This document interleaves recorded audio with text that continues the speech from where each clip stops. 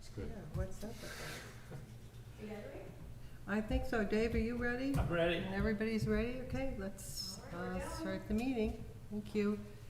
So, open up the meeting. We're gonna, first thing on the agenda is to look at the minutes from our last meeting, which was July 6th.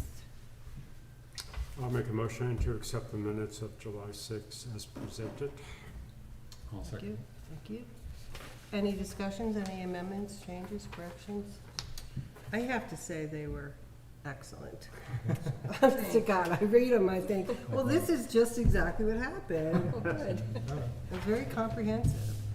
So I guess we're all I on would like board. to correct that and say the author of the minutes is Yes. amazing. Yes, the author, yes. So now we have the orders payable through July 19th. Need a motion on those? I move that we accept the warrants as presented through July 19th. I'll second that. Any questions? I think so.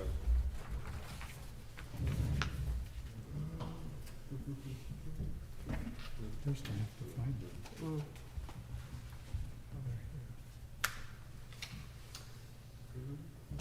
Dave, I didn't understand the fire truck payment of 57 grand. Are we getting a new fire truck? or- We purchased one 3 years ago at this point. That's a loan that we have on the fire truck. It's actually a lease, but, yes, it, is a payment that we have yearly. Yearly, okay, okay. And then I was just struck with the 37 grand for the solid waste district, but that's what it is with, It is. yeah. Can I address that? 34,000 of that is for the bridge, but that's okay. Right, that's what I want, that's the bond, Jesus. yeah. Dave, what does Tim Pierce do other than mow? He says trees. Yeah, every now and then we have them, you know, like, for instance, he cleaned up, you know, sometimes it's a 6 of one, half dozen the other, whether we have the highway crew it or usually if there's trees or brush down in the field area, Timmy will take care of it. So he had some brush over at the North Heartland green. And I also had him, there was a tree down on one of the paths that kind of goes along Willis Brook there. Mhm. I had a woman call and said she walks that path and there was a tree down. She had to climb over it every time. So I had Timmy's brother's chainsaw and he went in and took care of it. Dave, I was coming into town off of exit 9 and watched the mowing and trimming around the sign, which was Yep. great. And then when I come down south on the Hartland-Queechee Road, Queechee into Hartland, the sign is obscured right now. And I don't know, there's no grass around it to mow, but I don't know who to bring that, to ask whether I should go out with my loppers and just trim it. I'm Yes. the man to ask, which one is it? On the Hartland-Queechee Road? Yeah, usually Evan takes care of the other ones, when he does the second mowing in the cemeteries. I went by one of them, it might have been the one on Route 12 somewhere, it looked like it was taken care of, so, Yeah. I'll have to mention that. Yeah, this is near the area that there's still a lot of stuff down, but this isn't down stuff, this is just obscured by this year's growth. Okay. Okay. Dave, what I've noticed about those signs is you have to get really close to them before you can actually look over at them. Because as you're approaching, there's lots of brush in the way. But when you get closer, then you can look over to them. I don't know whether they could widen the. I don't know It's if too that happens. narrow they're just doing right in front of. Especially not doing wide. in the direction of approach.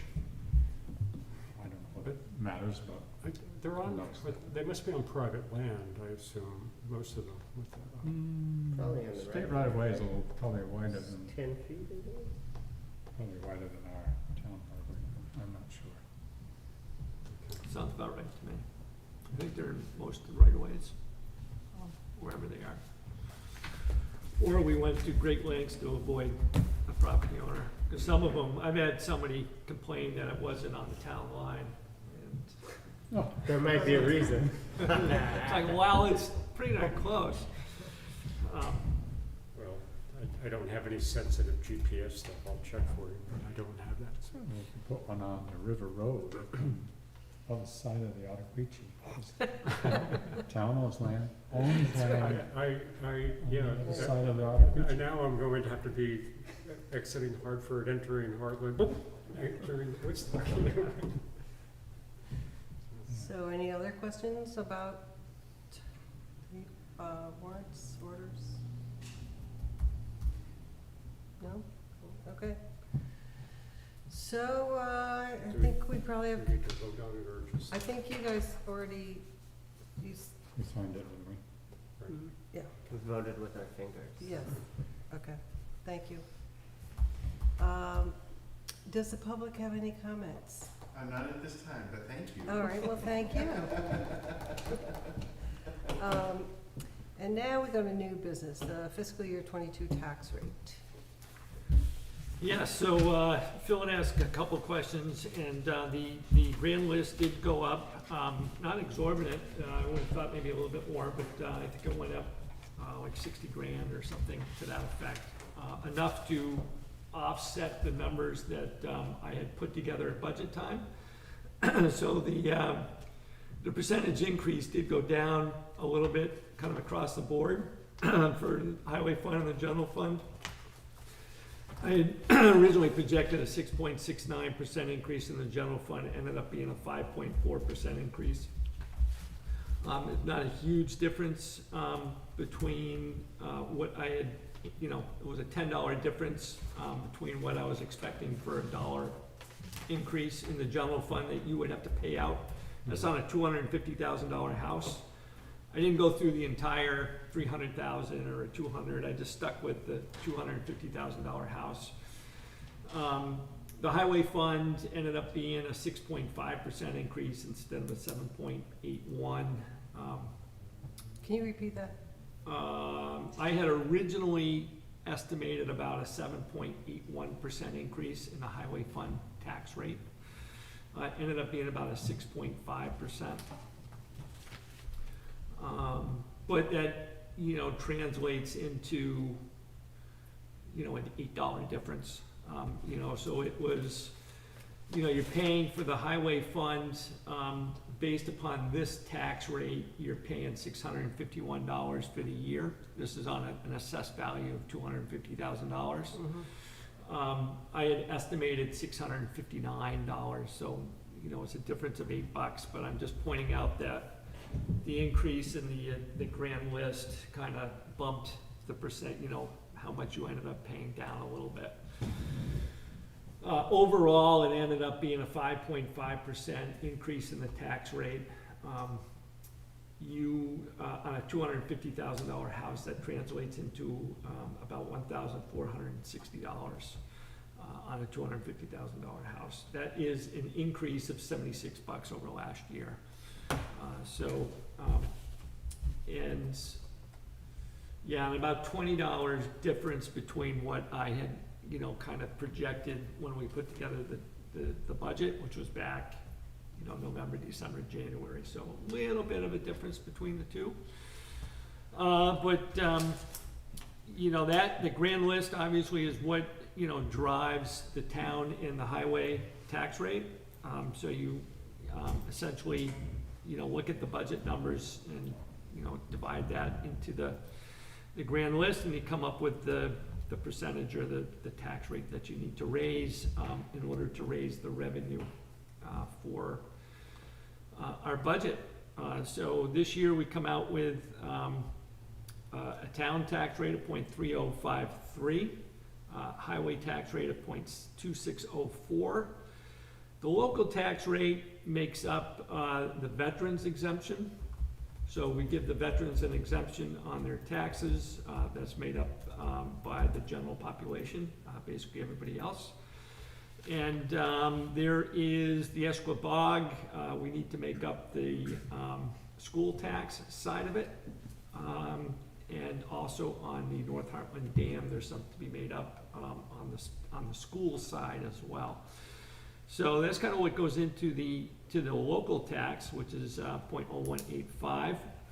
And then we separate out the county tax on its own, and that's a 0.0071. I think the amount on that, I can't remember, I don't have the budget in front of me, but it's about $33,000 for the county tax. The other school, the school is in here, that's basically given to us by the state. We get a form, tells us what the tax rate is gonna be for both the homestead and the non-residential. Stayed, as Gordon pointed out last meeting, it stayed relatively the same. My understanding is that there was a surplus somewhere that they used to offset that increase. So I don't know what that's gonna mean for you next year, but certainly was beneficial to you this year anyways. I'm giving you a total homestead tax rate of 2.3280 and a non-residential of 2.1937. Dave, where does this get printed? This go in the red book? This goes, it gets recorded by Brian. And it goes in the town report, right? Also goes in the town report. Because I have some editorial errors that need to be corrected. On this? Yes, there are. Oh, no, that numerous cannot ones. be. Oh, yes. No, it Yes. can't be. Yes. it's This is a right. template, it's used every year. And every year, Every it's been year. wrong apparently. Tell me it's got chair, look at, it's got chairwoman, how can we be off here? Doesn't say chairman, doesn't say chairman. You know what? Is there any reason to use my gender there? Can't it just say chair? I mean, Absolutely. Michelle is gonna be crushed. I know, Just that's why I hesitate to say it. Take the wind out of her. I know, I Take the wind hesitate to say it, out but of the sails. We thought that was something that would puff you up. No, A little puffery. no, and That's you what know, that was. It was no puffery. And I don't wanna use my pronouns either. What's a pronoun? Person It's a like whole that. nother, What's a pronoun is like a she, her, they, them. descriptive thing, right? Yeah, God, yes. I was gonna try and help Emma with her homework. I don't even remember what a pronoun Better is. stay away from that. Where's the pronoun? Where- No, there aren't any, and I'm not gonna put any down. So, that's my point. So you don't want to miss Mrs. or her, hers, and No. a she? No, I No. mean, Proposal maybe. Okay. or- if Chair it that's, is. yes, if We that's. can make it chair. All right, then select board, But- we have to choose either select, The problem here is that if we do this, you Yes, need you can't everybody, sign it you need tonight. everybody to come in and sign it. And we need it to be signed. I mean, If you write your changes on it, I'll go upstairs and take care of it. will you? Oh, Martin. Oh, thank you, Martin, okay. no. Um, How amazing. can I have a copy of yours, cause mine, all right, So, the first thing you said was the percentage increase Are down we- to 5.4%. Are we on take 5? Something like that. It's a total, so this is just the town, not the school.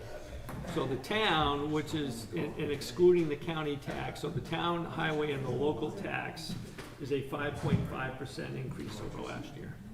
Over last year. Yep. I always find it staggering, even though we looked at the school budgets in May, but just to see the number one more time, The size of the size of it, yeah. I just wanna make. No, there's no comment other We have than, it spelled differently here. my jaw This has drops been every the time I most look at common it. use, so I wanna just maintain that. And then, Really? yeah, I thought the most common. well, I Oh, went, there it is. yeah, yeah. So, and then anticipate is misspelled, non-residential is here, and the other place it's hyphenated here, so. You don't wanna look bad in history, you know? You know what I mean? David, did you get your keys? As a matter of fact, I do. Okay, so here's what I said. We will not be frowned upon by history. Non-residential should be hyphenated, like it is somewhere else, right here. Where do you have the school budget? Is that from this should be one word One word. and then be. Oh, to- I So see that's that. 5.5, is We're that gonna do it. That's one of my problems. Last year, it was typical from one year to the next? It has been for us. We've been running at, we've actually been running higher than that. I think people strive for like a 3.5 or something like that. 5.5 is a little bit on the higher side, but we've been trying to make up. I won't say on the higher side, we were like a 9.1 like 2 years ago. So, so for us, it's not too bad.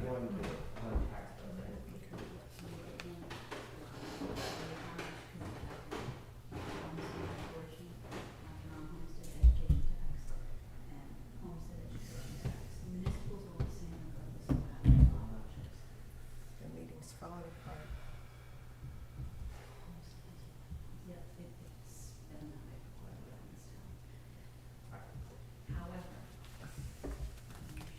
What did she say needed a hyphen?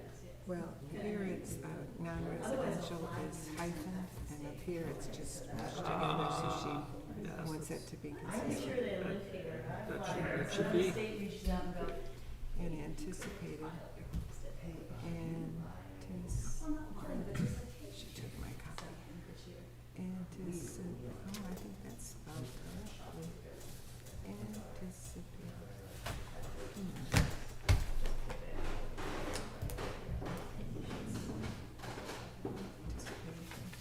Is that spelled with an S, anticipated? Means an S instead of a C? No, thank you. What is the problem? I think anticipated is right, Mary. Did you say that was misspelled? Yeah. I think there's two anticipated. See, here it's A-N-I-T-I. Oh, and I didn't correct it right up there. And anticipated. Oh, anticipated, yeah, that's Yeah. not. Oh, I see. No, Yeah. Doesn't belong. And then So Martin just found out that some years are wrong, Anticipated. so. You just got the I in the wrong Right place. here. This is wrong. And This side isn't even there. We're all gonna get burnt out So look at going this. through this. This is wrong. Martin just found that. 120. I would much rather talk Right? about the 20, percentage of the Vermont 21, State 22. Police contract that's being utilized. That's under executive So session. Martin found that. I mean, So anyway, this is good. Okay, This yeah. next year, the template's gonna be. Good. All right, so we can go ahead? Why don't you, did you formally make a motion? No, And- we have not. Let's, why don't you formally adopt the tax rate? Do I have a motion from someone to formally adopt the tax rate for 2021, 2022? So moved. Second. Any discussion? Okay, so I think we're all in agreement, and motion is passed. Okay. Dave, if I had seen that earlier, I would have brought that to you That's earlier, okay. so you wouldn't have to do it tonight. That's okay. Homestead declaration late filing penalty. Yes. So this came up with the, particularly with the staff, with the passing of the tax rate.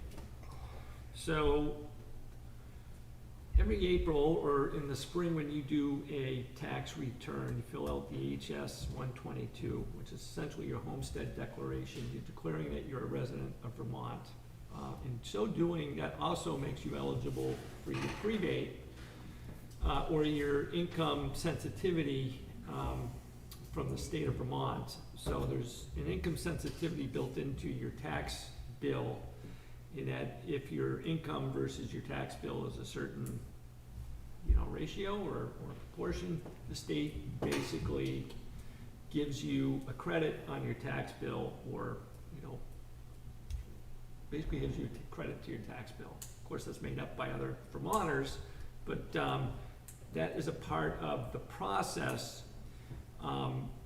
with the tax bills and what we do internally. So when we generate a tax bill, if somebody has filed their HS 122 on time, when we print the tax bills, that should have been processed or taken into account.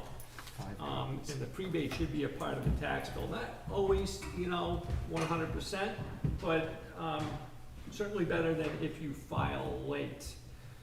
So if you file late, and that's anytime after April 15th and I think October 15th,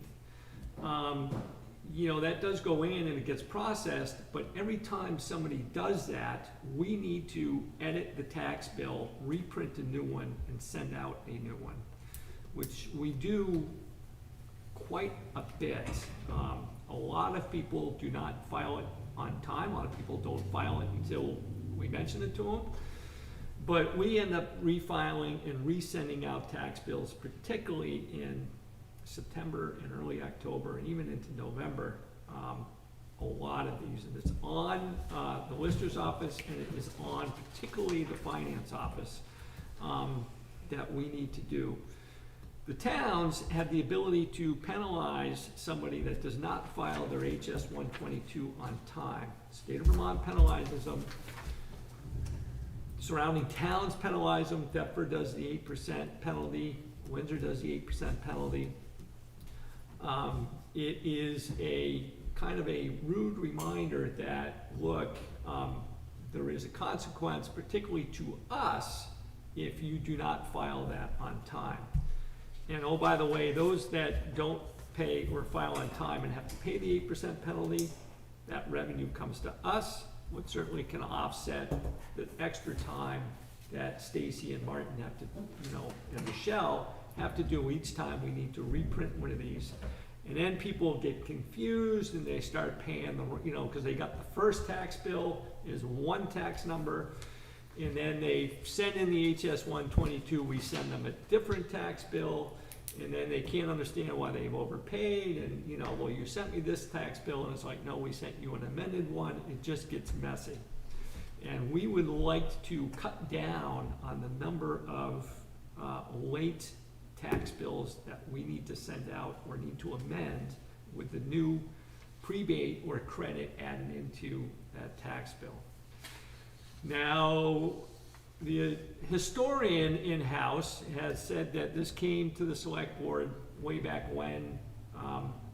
I don't know if it was far back as when they actually instituted the HS 122 or whether it was a closer date than that.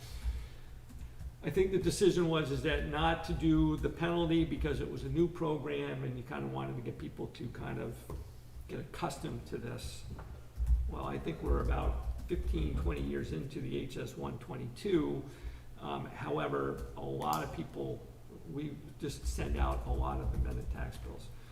Now, we would like to implement the penalty on people filing late HS 122s to try and make this more efficient. Question. Yes. I could totally be wrong, so correct this, but am I right in thinking that after you file your homestead declaration, it persists, or do you have to file every year? You have to file every year. Every single year? Every single year.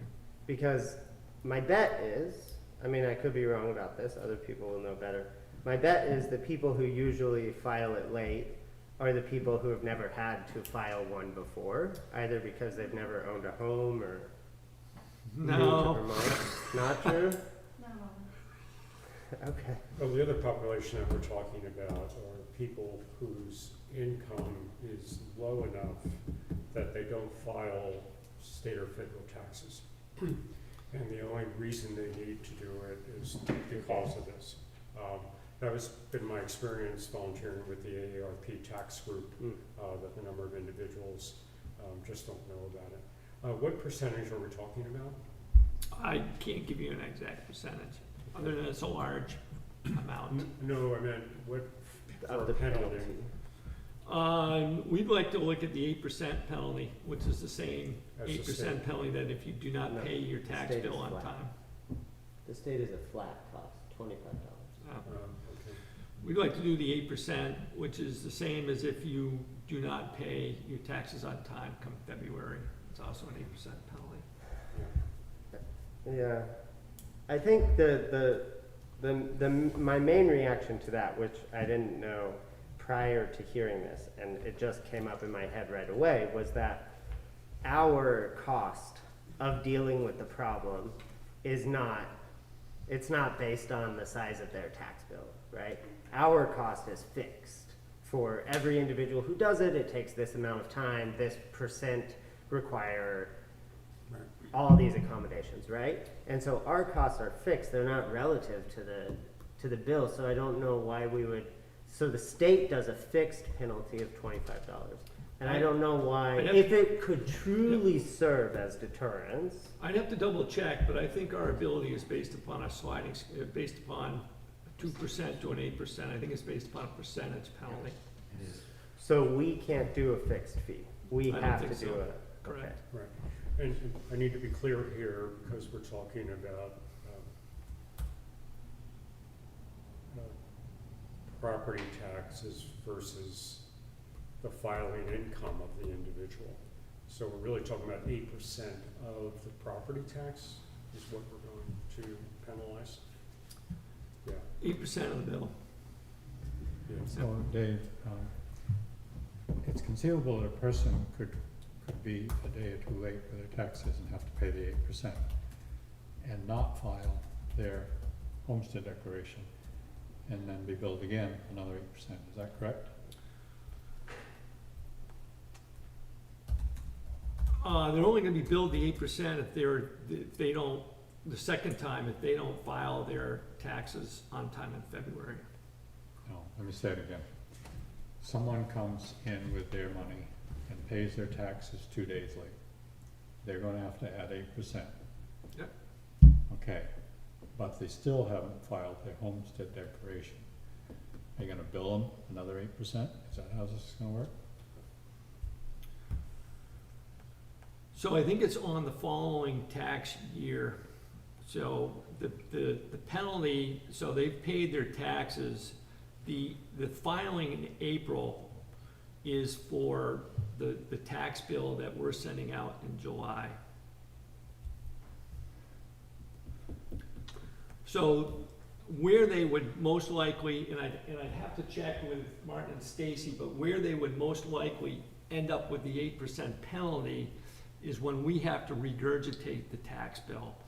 So when someone files late and it comes through the state of Vermont, then they say, hey, that amount is no longer correct. You need to credit them $500.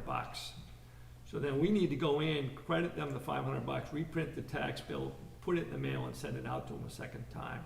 So that's when they would get the 8% penalty. And it's the 8% of their total tax bill, not of the prebate value. I believe it's the 8% of the total. Yeah, and I just said, that was my very thought is,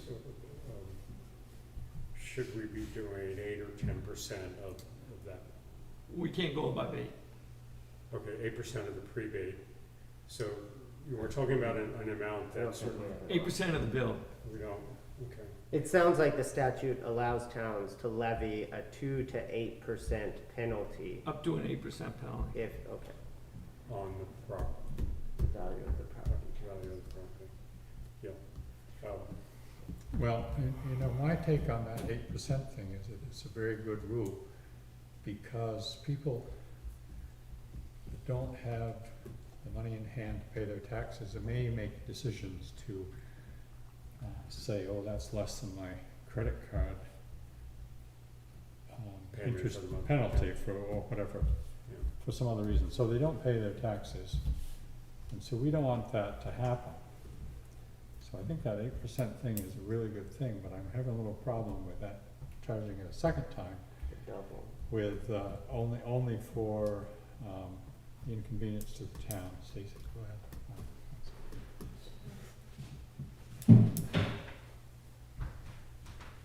So just to clarify, this is only if someone actually, so if they don't file their homestead declaration, that's declaring that you are declaring your residency for the upcoming year when you file by April 15th. So for this year, for 2021, I'm a resident of the town of Hartland. I'm declaring my residency here.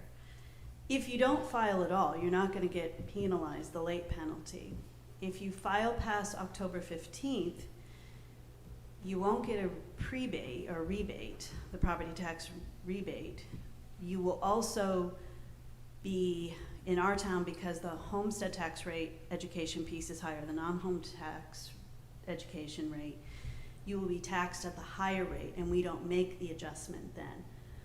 But then we still have to file, create the new bill, because they are otherwise put in at a non-homestead tax rate. So another piece of this is thinking about equity. Is everybody paying their fair share of taxes on this if they're actually living here and this is their residence? So, that's another piece to think about this with as well, in my opinion. So, everybody should be paying the education tax rate that they, if they're resident. But, so if they don't file, they're gonna get taxed with that in the fall, not the following February, as Dave said.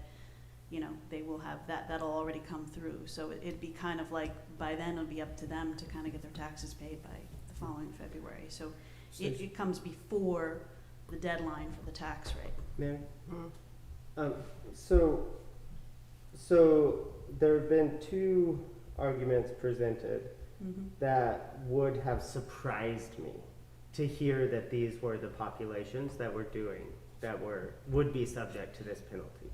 One was that it's a persistent recurring issue for the same set of people, and two is that it can be used because of the distribution of tax rates in the town of Hartland for people to avoid paying higher taxes. It could be, if Okay. somebody was aware of that. So I think it should be possible for us to get a sense of if those are actually because I agree that a relatively large penalty levied against such populations may serve as a deterrent to prevent them from doing that.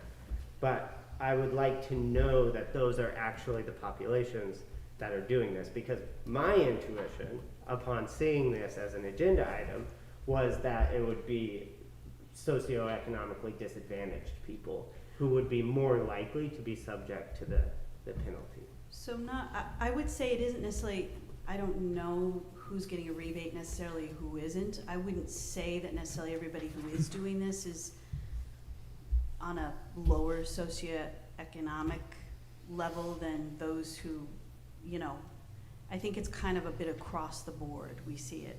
Sometimes I think it is new people who don't know, who are moving into the state, that aren't aware of that. The other piece, I've talked with people that, I have to do that every year. Yes, you do. But as Dave said, this is a program that's been in place for quite a while now. So, I understand at the beginning where you would say maybe we want to give everyone a break, but now maybe you need a little bit more of a nudge and a reminder for this. So I think from hearing that, if we did a relatively high penalty levied for this, if those are the reasons why, I would like to see a healthy chunk of that earmarked towards education and outreach efforts to prevent that then. Instead of it just sort of being like a post hoc, like, here's an extra 8%.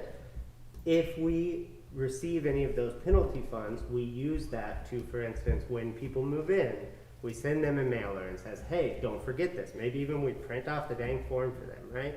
Make it easy to do, and use that to offset or to prevent the problem instead of just reacting to it.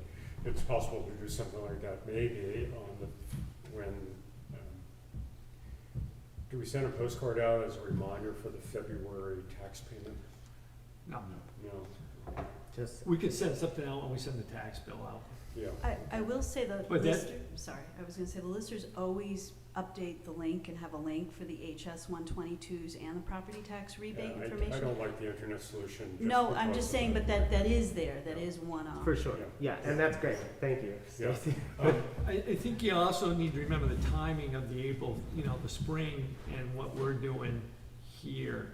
We send out the tax bills in July and the HS 122 is due in April. Yeah.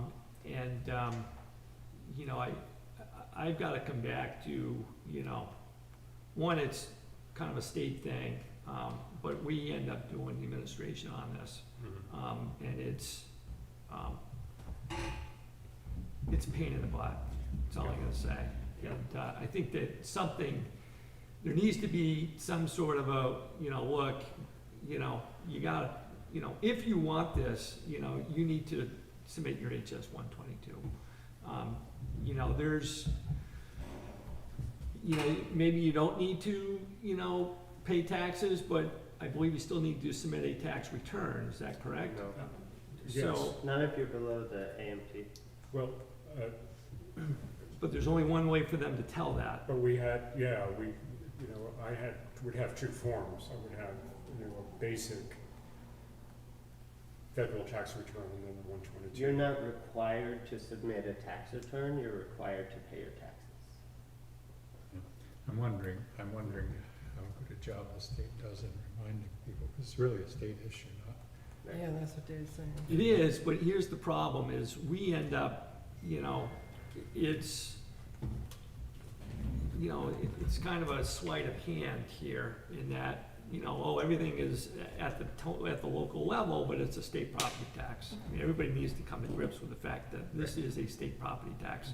And this is run, I mean, the whole prebate is part of that entire system of a state, you know, property tax, which also has income sensitivity to that, which is not run or figured out by the town. However, when someone does it late, we're the ones that need to process that and resend it out and kind of deal with that. And we need to explain to these people, you know, every which way, you know, a lot of times we spend time reminding them even to do the HS 122, which really isn't our job. So, Dave, I don't think, by suggesting that, I'm not saying it's not real work for the town. I totally buy that. The reason I would suggest that is actually to get rid of that disruptive, task-changing work entirely to the best of our abilities. So instead of ever doing it by taking some preemptive measures, notification cards, even though it's not our responsibility, even though it's a state program, right? To help us not have to deal with that ever. That's why I would suggest that. Not because I don't recognize that it takes administrative costs for the town. I recognize that. I want to get rid of that cost totally. I don't want to just put an 8% penalty on it. So are you saying that your suggestion is that there's an educational effort by the town to notify our town residents, possibly when we do the tax bill, tax bill? I think my stance would be we wouldn't give this any more educational effort than we do on a delinquent tax. So on a delinquent tax, you send a letter. On the delinquent tax, we put it in the town report. We put it, do we put it when we mail out the tax bill itself? The delinquent? No. It's on the tax bill itself, and we post it that it's collected twice a year, and you're delinquent after the second one. To your point about postcards, quick calculation, to send out a postcard, not print it, not the time involved for the staff to do, for about 1,500 and just under 1,560 parcels, you're talking just under $500 just to mail the postcard, not to print it, not the time and labor involved, not the label, nothing else. So just keep that in mind. So I 100% have a spreadsheet with 6 different quotes to send out postcards to all of the parcels in town that are printed, sent for $600. So it's definitely possible to quote it below that, and that's not even the solution I'm proposing, right? What I'm saying is that if this is a problem that the town encounters that makes our work less efficient, it would be nice to try to think of some strategies that could preemptively prevent the problem so that our efficiency as an administrative staff is maximized. That's all I'm saying. One way to do that might be education. There might be other ways to do it. So, How many, would you say most of these people are repeats? It's hard to tell. I know Doug and I spoke about this a couple years ago, it was there was a little over $10,000 in fines that the town would have collected. So I was just thinking, if we didn't fine the first-timers because they just moved into town, they didn't know. But then, all the repeat offenders, yes, because they should know better. Is there statutory flexibility? I don't know, but that would be very difficult and time-consuming to track down It's a who was a database. first-timer and who wasn't. And I can probably guarantee that once someone learned that, oh, just say you're a first-timer, everybody's gonna be a first-timer. Roger Shepherd forgets to. So, Sounds like a good way to get into a lot of trouble. Yeah. So I mean, I like that as a idea, as a way of thinking about it, Mary. I think, they're saying that maybe it might be overly complicated. Yeah. Gordon says it might be a way to get in trouble. But I think sort of like, I would hope that if we use this as a deterrent, we're able to use the funds that come in both as an active deterrent and a reactive deterrent, so that we can take some of these funds and prevent some of the problem from ever happening. Whatever the best way to make that happen is. That would be my hope.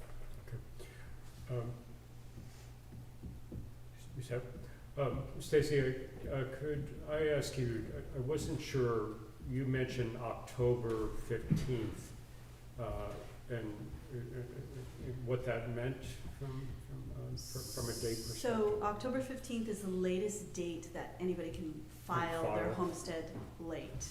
So, After that date, if you file, you won't get the rebate. If you were to qualify, if you were to file at that point in time, you Right. can't get the rebate.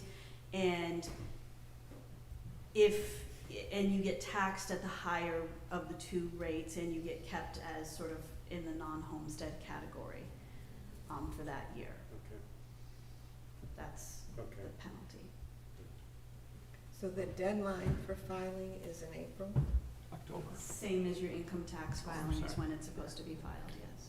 the latest you can file is This October. year, of course, it was, Okay. May, But whatever. Last but year normally was- you should do it in April. Can you do it any time before April, or what? you can do it much like when you do your taxes. I think as soon as you can file your income taxes is when you can file your HS 122. So usually, when is that? In February. For education, we could post on the listserv, yeah, that's free, That's a free one. yeah. Yeah, I'm just not political. yeah, right. And Or we could do- apparently about lost UPS packages, that's off limits now. We could do that periodically, it doesn't cost anything, The listserv there. so, I mean, it costs time of a staff member to do it, but no. it- okay, do So- not be facetious about it. I'm not, I'm being serious, because this is the cost that Dave is bringing to us, So, right? Is I- a I'm- cost of. Am I correct in that if you don't pay your taxes on time, you pay penalty? So if you miss the if you don't pay your taxes by April 15th, then, Yeah. okay. So there's a penalty for not paying your taxes, and then they wallop you with a whole $25 for on the HS I know. 122. There's a distinct, April 15th is in everyone's mind. I'm not sure why, the HS 122 can't be more in people's minds, and I think that, I mean, so there It's in- is some it's in- difference to that, but yeah. Especially when it's way in their favor to do it. Yeah. I Yeah. agree. It So, doesn't make a lot of um, sense if they don't do it, but. Yeah, and if I understand, the amount we're talking about is 10 grand, so 8% of 10 grand is what?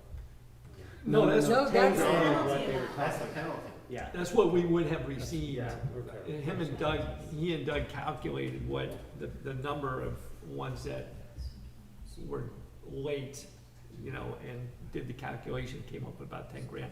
But I actually think that's I'm not looking to add 10 grand to Yeah. the budget on the We revenue wanna make side. that as Just small as because, possible. just because, you know, I think that that's more, look, you know, that should be enough to open somebody's eyes that, look, you know, this is an issue.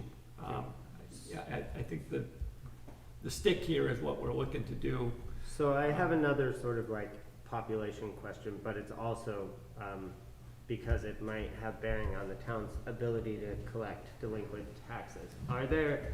Is there any portion of the delinquent, taxpayers, especially persistent ones, who this would apply to on a regular basis and make them even less likely to engage with the town in paying their delinquent tax bill? So there's a little disconnect between myself as a delinquent tax collector and say, what Martin's going through, in reprinting these and sending these Right. out. So, I can't say for sure that, you know, it's a complete match, between the two. What's your gut feeling? My gut feeling is that there is a disconnect between the two. They're not related. Yeah, I think that, you know, one may, obviously, if they're not paying, don't wanna pay their property tax, they may not be running out to pay their, you know, income tax, certainly. So there may be some overlap there, particularly with the high number that we have come February that, you know, are done. This is, you know,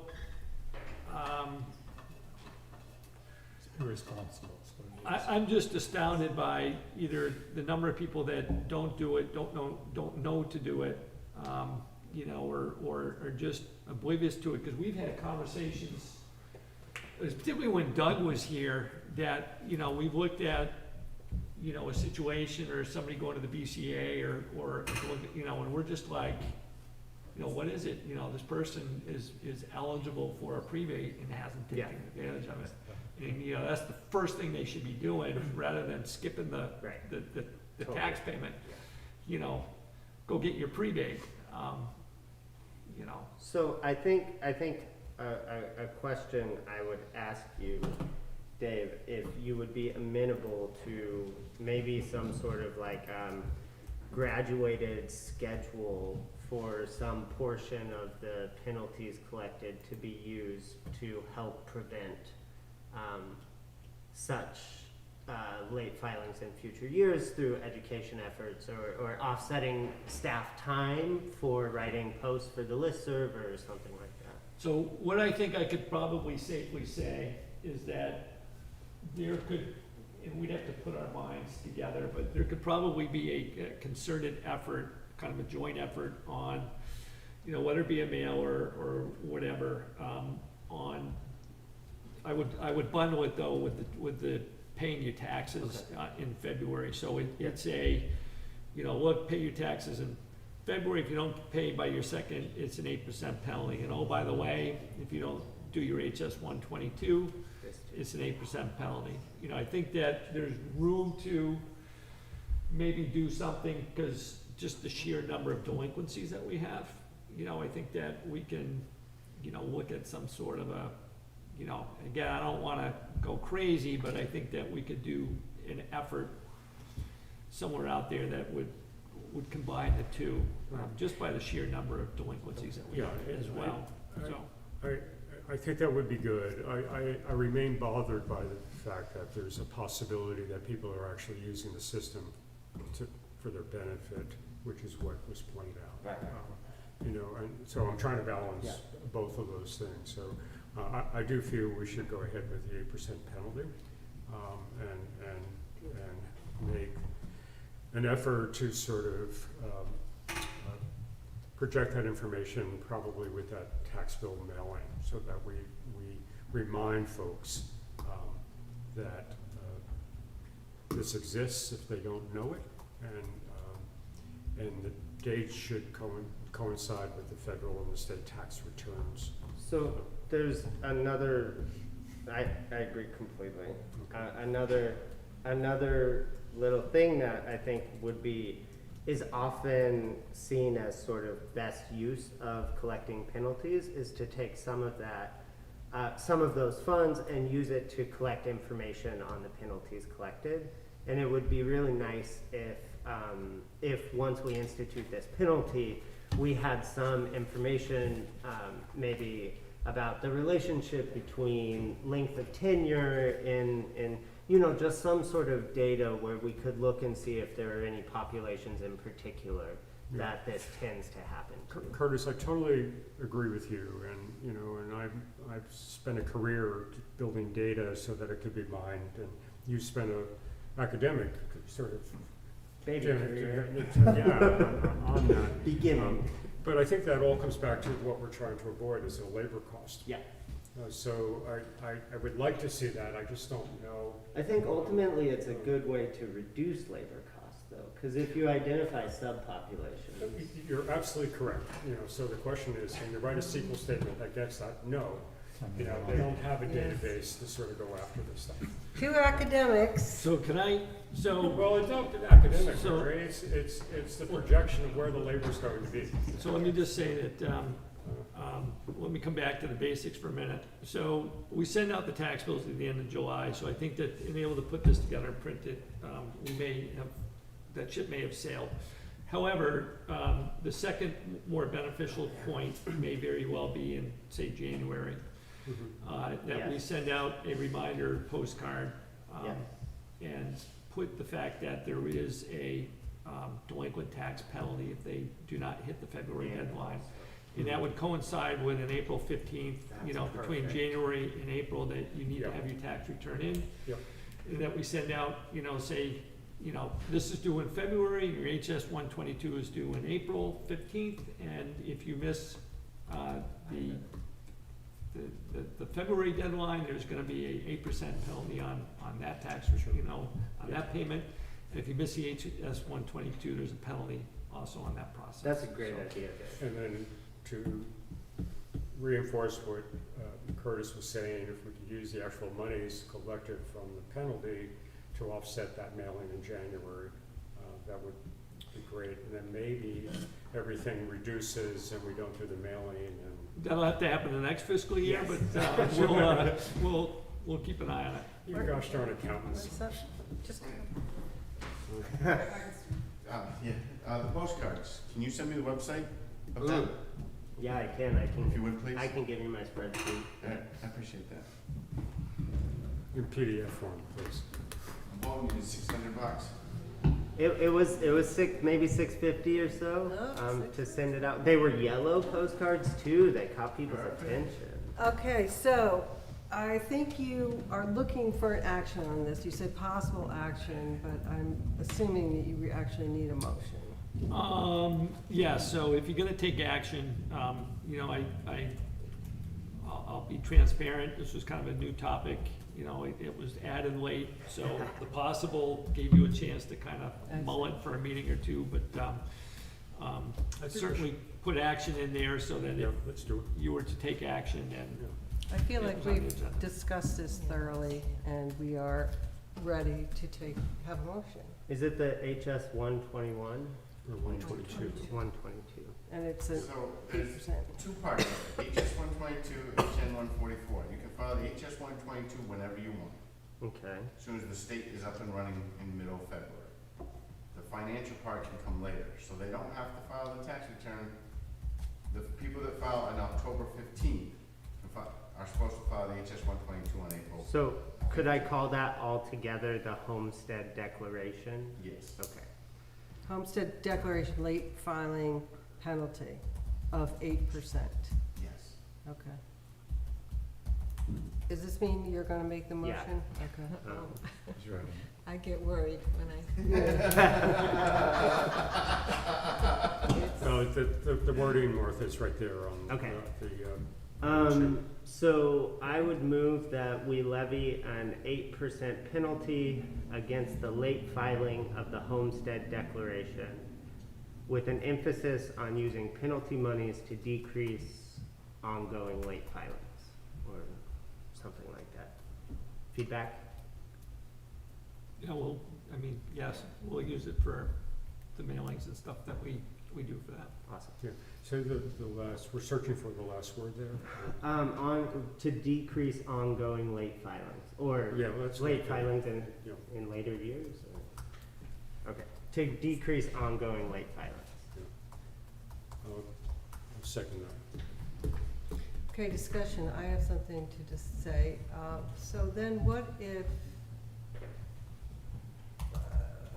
I'm just thinking, locking ourselves into using that money for that, is that a wise I move? tried to just say emphasis on, Okay. but would you rather, I will accept a friendly amendment to that motion. Okay, can you read the motion again then? Yeah, move to levy an 8% penalty against late filing of the homestead declaration with an emphasis on using penalty monies to decrease ongoing late filing. Okay, yeah, all right. How about changing that word emphasis to an effort? Okay, are you fine with that? Yeah. With an effort to use. That would be less restrictive. How do you feel, Dave?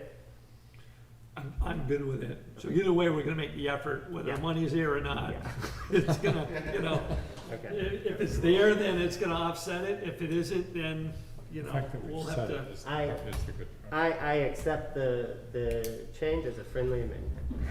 All right, I think we're all, did you want, what did you want to say? Well, would you just send that to me? Yep, 100%. And I think we're all in agreement. All right, motion passed. And now we are on to the Rec Center American Disabilities Act Access Grant. So I haven't moved on this just because of the unknown of what ARPA is gonna bring and what we're capable of doing with ARPA. But I've gotten to the point where, and we're still waiting on the final language from the Department of Treasury on that. And we're at the 19th, so final comments were due Friday on that. So the Treasury now will turn around and take that and write up their final guidance. But based upon what I've seen in the ARPA language today, I think that the Rec Center ADA would be a stretch under the ARPA funding. And, you know, I got together with Peter Gregory from Two Rivers and Tom Kennedy from Mount Escutney Regional Planning Commission. We talked about, this was back, I don't want to say May, I can't even remember now when ARPA kind of came down the pike. I think it was May at some point. And we originally talked about the ADA access to the rec center as being kind of a prime, you know, thing that we could do with ARPA and move forward with that. But we also, at that point in time, under ARPA language, which is now doesn't seem to exist, is that you needed to use pre-existing grants first, and the ARPA would be kind of, you know, a secondary to that. There's still some language there, but wouldn't pertain in this case. So we knew that, you know, at some point, we'd maybe be moving towards the grant, which would be through HUD. It's a community development block grant for the ADA access. So as it stands now, it's highly questionable as to whether the rec center would be able to be used by ARPA. However, the grant funding or the grant program for this opened up in July, and it is a first come, first serve program. So, and also the Two Rivers is going to provide assistance on this, particularly with the grant management of this. And I know the longer that we kind of wait with them, you know, their labor, you know, Peter seems to think that, yeah, we're there for you, but, you know, they get busy and they get on to other things as those opportunities present themselves. So the Rec Center ADA grant, again, is a HUD grant, it's a community development block grant. It would come in two stages. So the first stage would be essentially a planning grant. More, you know, think of like a scoping study that we did for the intersection. it would be a lot like that. You do the engineering or the architect work, they come up with a cost estimate, and that's what's gonna drive the grant from there. You're gonna come up with your grant number, and you will have an engineer basically already on board, and, you can continue with that engineer or architect, and then you go essentially towards implementation. So there would be a second grant, the implementation grant at some point. But this would be for the planning grant aspect of this. It's 10% match, 90% picked up by the federal government. HUD grants are not easy, so having Two Rivers assistance on this is good. They're Davis-Bacon rules apply, and a lot of that stuff. So What? Sorry? Davis-Bacon rules basically means that your wages need to be equal to essentially a national average. So if you're in like a low-paying area like Vermont, the wages need to, and there's kind of like a whole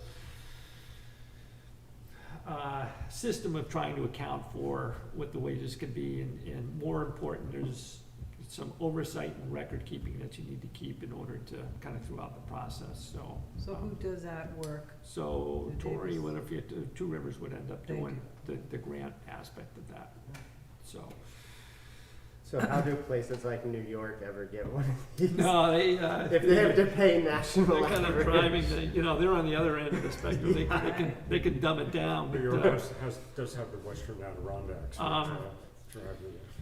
so, I was reading the National Leagues of Cities and Towns webpage, and, they've made some recommendations to the Treasury that would maybe affect this in a more positive way, but that's an unknown. So I guess what I'm looking for is, one, kind of twofold, that this is something that we support, in that I start the process with Two Rivers of going with a planning grant for this. And if ARPA becomes available, then we just kind of pivot towards ARPA on this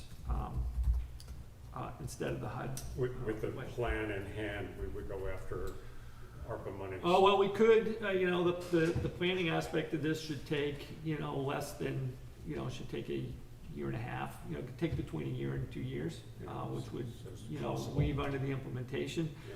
But if we were to find out like 2 weeks from now, and I'm, Yeah. again, who knows with the language, that they were supposed to have guidance to us in June. Yeah.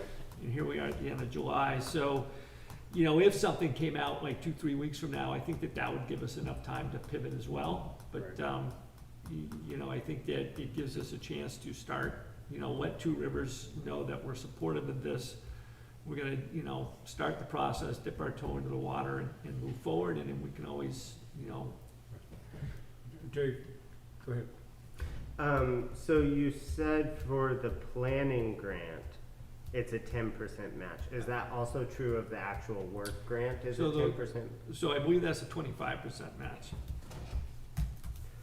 And do you have any sense, just very ballpark order of magnitude, what it's gonna cost? I really don't. Like Um, 2,200,000? I don't, I think it'd be a couple $100,000. Okay. I don't think it's 2 million. We did an engineering study of that building, and the engineer didn't even take a stab. He was kind of like, this is an issue, Well, it's- further, It's further big, work. Yeah, just the hallways and reconstructing the hallways. Curtis, you finish? That was my questions for now. Okay. How much would we owe Two Rivers for Yeah. for the work? So, Is it- I'd have to double check with Peter, so it works one of two ways. Either they're just gonna, out of good faith, do this for us, just Yeah, because we pay they're a them. good guy. Remember, we paid them. How all of these regional planning commissions work is they take, their work becomes part of the estimate for the planning grant. Okay. And then they submit hours, and they get reimbursed. They'll invoice the town, and then we submit as part of the, you know, Tori's invoice and the architect's invoice, and we submit that for grant reimbursement, and we pay Two Rivers, is kind of how it works. Okay. Well, a couple of other comments and questions. I'm really glad to hear that we're breaking it apart. I mean, there's no way we, as individuals in the town, can comprehend and understand the ever-changing ADA rules and what the target is. The second is we need to do this, and it's been said here before that we need, if nothing else from an avoidance perspective, we need to be doing this. I won't mention what we're avoiding. And the third point is the scope within the rec building. Would it include the elevator, which is part of a necessarily needed on that part? So the scope is going to be an interesting one for that building itself, and we don't need to answer that right now. But the real question for me is, as I look at our other public buildings, we have potential ADA conflicts with other buildings.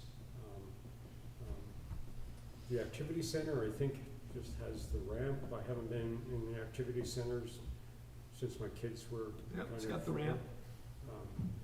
I guess my question is, and I don't know the answer, are there other town buildings that we could maybe include in this grant at the same time, or would we go after, you're trying to show me something? Okay. The North Hartland building needs ADA access, but I think I would do one building at a time. Okay, I don't think that's they're great. going to want to Yep. take on as an application 2 buildings. I think that would come back as, you know, A lot. potentially 2 grants, you know. I think we should start tomorrow. So- I do have other questions. So I asked about the work cost. I didn't entirely get a complete answer to Phil's question, so I'll come back to that in a minute. But is there an expected cost of the planning stage? So Peter Gregory put out, you know, he seemed to think we would want to apply for a $50,000 grant. So then the total would probably be 250 planning and work effort. I mean, that's an unknown. yeah. I can't For say. sure. The most concrete thing I can say is that it would be a $5,000 match that we would need to come up with to offset the, But if we You know, need the to go plan. For the plan. so depending on the timing of the grant, you know, when they awarded it and, you know, when we move forward, whether we inputted that into next fiscal year, and I've got some subjects on, you know, in town manager update, some things that we can't do this year, whether, you know, that becomes available or what, but, And then the Two Rivers, if we were to work with them and it wasn't out of the kindness of their heart, and we did not get the HUD grant, is there a expected cost to the town that would be owed at that point?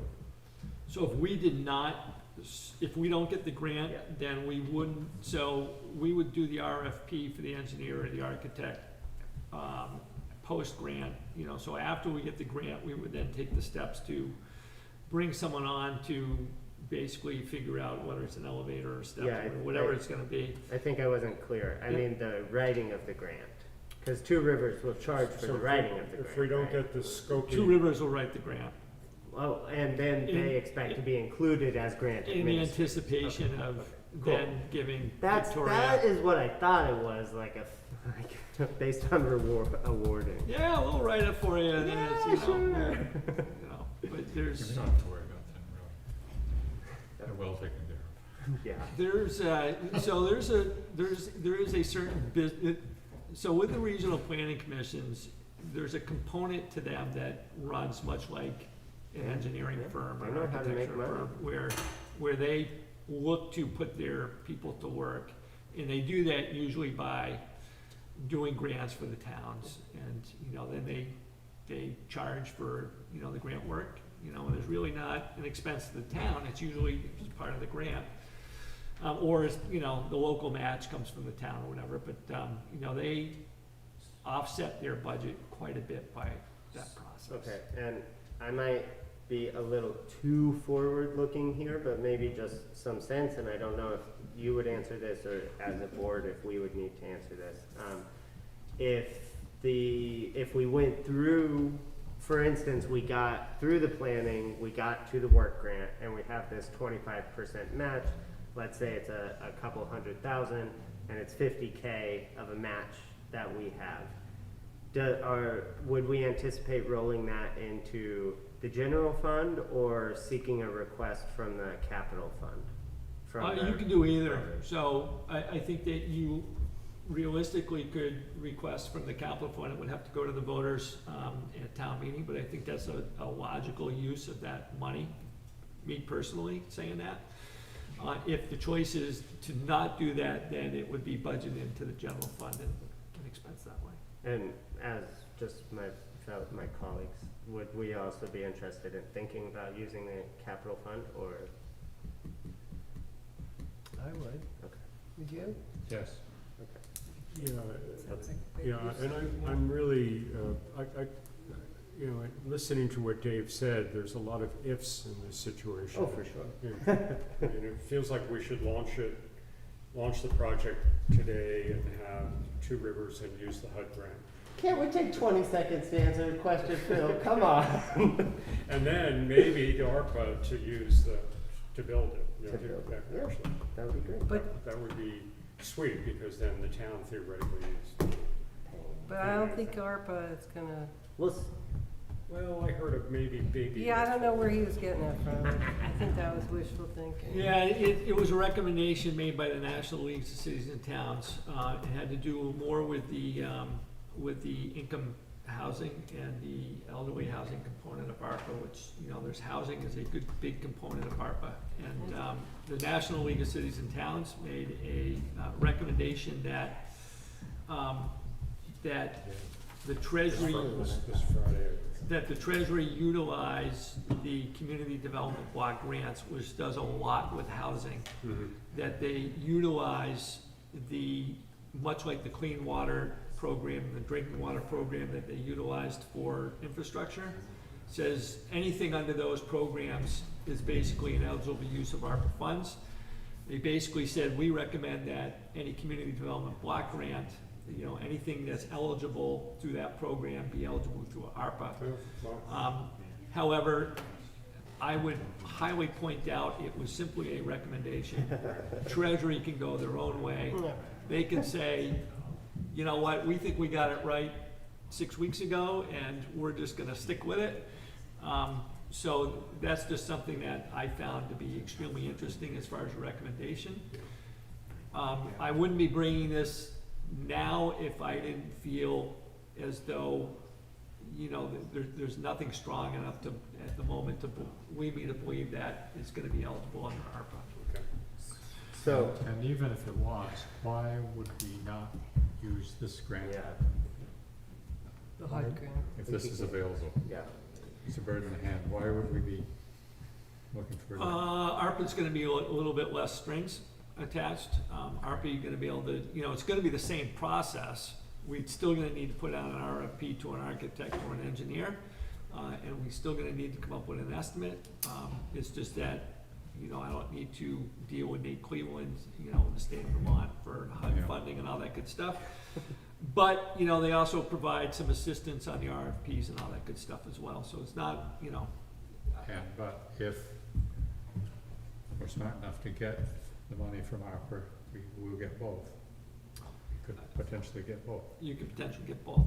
Yeah. Which brings me to my next subject, and another reason why I've been gnawing on this is that, and I've been going to great lengths to tell the board this, but I will stick to the fact that as a town, we have a capacity to do X amount.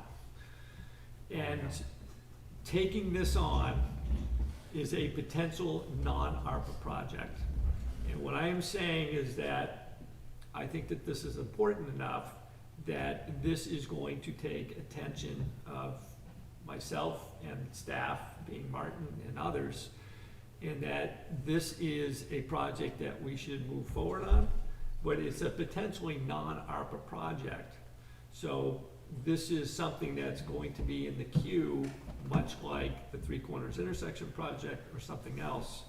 And I have given great thought to this, and, you know, I'm still coming forward. So I would respond to that and say, this would be, if it were eligible for ARPA Yep. funds, this would be one of my top candidates I for agree. things that we do. So if taking this project on meant that, for instance, we couldn't spend all the ARPA funds because we come up against capacity, this project is worth it. Like, it's a valuable project, in my opinion. Yeah. And I would piggyback on that and say, look, this is grant revenue, much like ARPA's grant revenue. And, you know, it's a matter of taking funding and, you know, going back to kind of what we talked about last meeting and looking at those top priorities that we just absolutely have to do as internally and just get that off the list. You know, this is one of them, and, you know, we're taking a revenue source that's available to us, and doing it. Yeah. So I just kind of put that out there. Well, the scary thing for me is we don't know how long it would take upon filing for the HUD grant to actually get acceptance of that, and then to find an engineer to do the work. I mean, because I would love to dovetail, use the HUD for the scoping document and then ARPA for implementation. But there's that time window, which I. And this will be a little bit part of the town manager update, but, you know, workforce Yeah. and labor and projects are really getting backed up. So, you know, we could put an RFP out in November, and it may fall upon deaf ears, I don't know. Yeah, no, So it's a real problem. yeah, But if we have Davis-Bacon rules, then we might actually be successful. Yeah, that's true. from HUD, we So, would be successful. so Yeah. do you need something from us? So, you know, I think in this case, you know, I suppose a motion is beneficial, but I think I was just really, I didn't want to go to Peter Gregory and say, you know, let's, you know, and take up Tori's time and Two Rivers' time, and then come back and have the board look at me and like, you know, what the hell are we doing over there? So I really kind of wanted to bring this to light and get feedback on this. I suppose we will need a more formal process down the road. So I'm comfortable with, you know, nodding our heads and saying, you know, David, we're good with you going over and talking with Two Rivers and moving forward on this. I'm comfortable with We that. have consensus, I believe. That's- For the planning scoping document, absolutely. Yep, we can only do one phase at a time. Right. You know, I don't think we're too guilty on this whole thing, because we did make an effort years ago to have a lift, I think it is, not an elevator, in that building, Right, which fell apart almost immediately. yeah. No, I agree, and Gordon, I mean, I feel like we should be talking about this in executive session. I mean, just walking into that hallway that is the handicap accessible, I know you cannot get a wheelchair into the turning radius. I mean, it's clear, whoever cleared that for ADA access was incorrect. You know, maybe the rules changed, but, Maybe when the door's open, you can get yeah. in. Maybe you have to back out. It's an old building, you know, it was not designed for Yeah. what we are dealing with today. So I'm not suggesting that what we did in the past, except for the elevator, that was, gosh, I can't believe we paid the money and the darn thing really, Yeah, was, I wonder if a little question I have is, was that paid for with a grant? Grants usually require follow-through. Yeah, I have no idea. Yeah, I don't either. I have no idea. Because they just ignore things and let it go away. Pay attention. How long ago was that put in? Boy, I don't know. I think it was like 99, Yeah, I 2000. was gonna say, 20 plus years. That's when. It's been a long time ago. Yeah, Yeah. we're elevators. Okay, let's move on. Private road designation, 911 name change. You know what, do you want to just sit there and just bring the mic over instead of getting up there? I steer them from there. Oh, you can? I don't mind standing up. Okay, do whatever you want. So long If as you don't mind, she can I'll hear stand you. up anyway, so Okay. I get kind of tired of sitting after a while. So you have the letter here, this is, to the Hartland Selectboard. Please accept and approve this request to turn a shared driveway located at 85 US Route 4 into a private road with a designated name of Town Line Road. This request was made by the owner, Roger Shepherd. He owns the parcel. It's actually Shepherd Incorporated or something, but in February of 2020, asking that his address be changed due to difficulty in getting packages delivered. With 3 commercial businesses located on this driveway, it's easy to see how this is more than just an inconvenience and could be quite problematic. Since this driveway services 3 separate buildings that house up to 3 separate businesses, it meets the Vermont Enhanced 911 addressing standards for a shared driveway to be turned into a private road. The proposed private road name has been pre-approved or given the green light by both the Hartford E911 coordinator and captain of the Hartford Fire Department, Jack Hedges, and the Vermont State Enhanced 911 Board GIS specialist, Tyler Hermanson, as it meets the state standards, and there are not any competing road names within a 10-mile radius in either Hartland, Hartford, or Woodstock towns that would cause confusion. I'm working with Captain Jack Hedges on this because the access point for this driveway / proposed private road is located over the Hartford town line, hence the name, proposed name. Jack is the one who reached out to me and brought this to my attention on July 14th, this past Wednesday. It is worth mentioning that a deeper issue at hand here is the difference in the road name in Hartland versus Hartford and Woodstock. Route 4 in Hartford and Woodstock is named the Woodstock Road for E911 mapping and on all GPS mapping. To the confusion, Hartland chose to keep the generic name of US Route 4 for the very small portion of this road that runs through the town. The best long-term solution that better aligns with current E911 state standards would be for Hartland to rename their portion to match the surrounding towns. This strong recommendation comes from both Captain Jack Hedges and Tyler Hermanson, who have, even better knowledge of E911 best and safest standards and practices.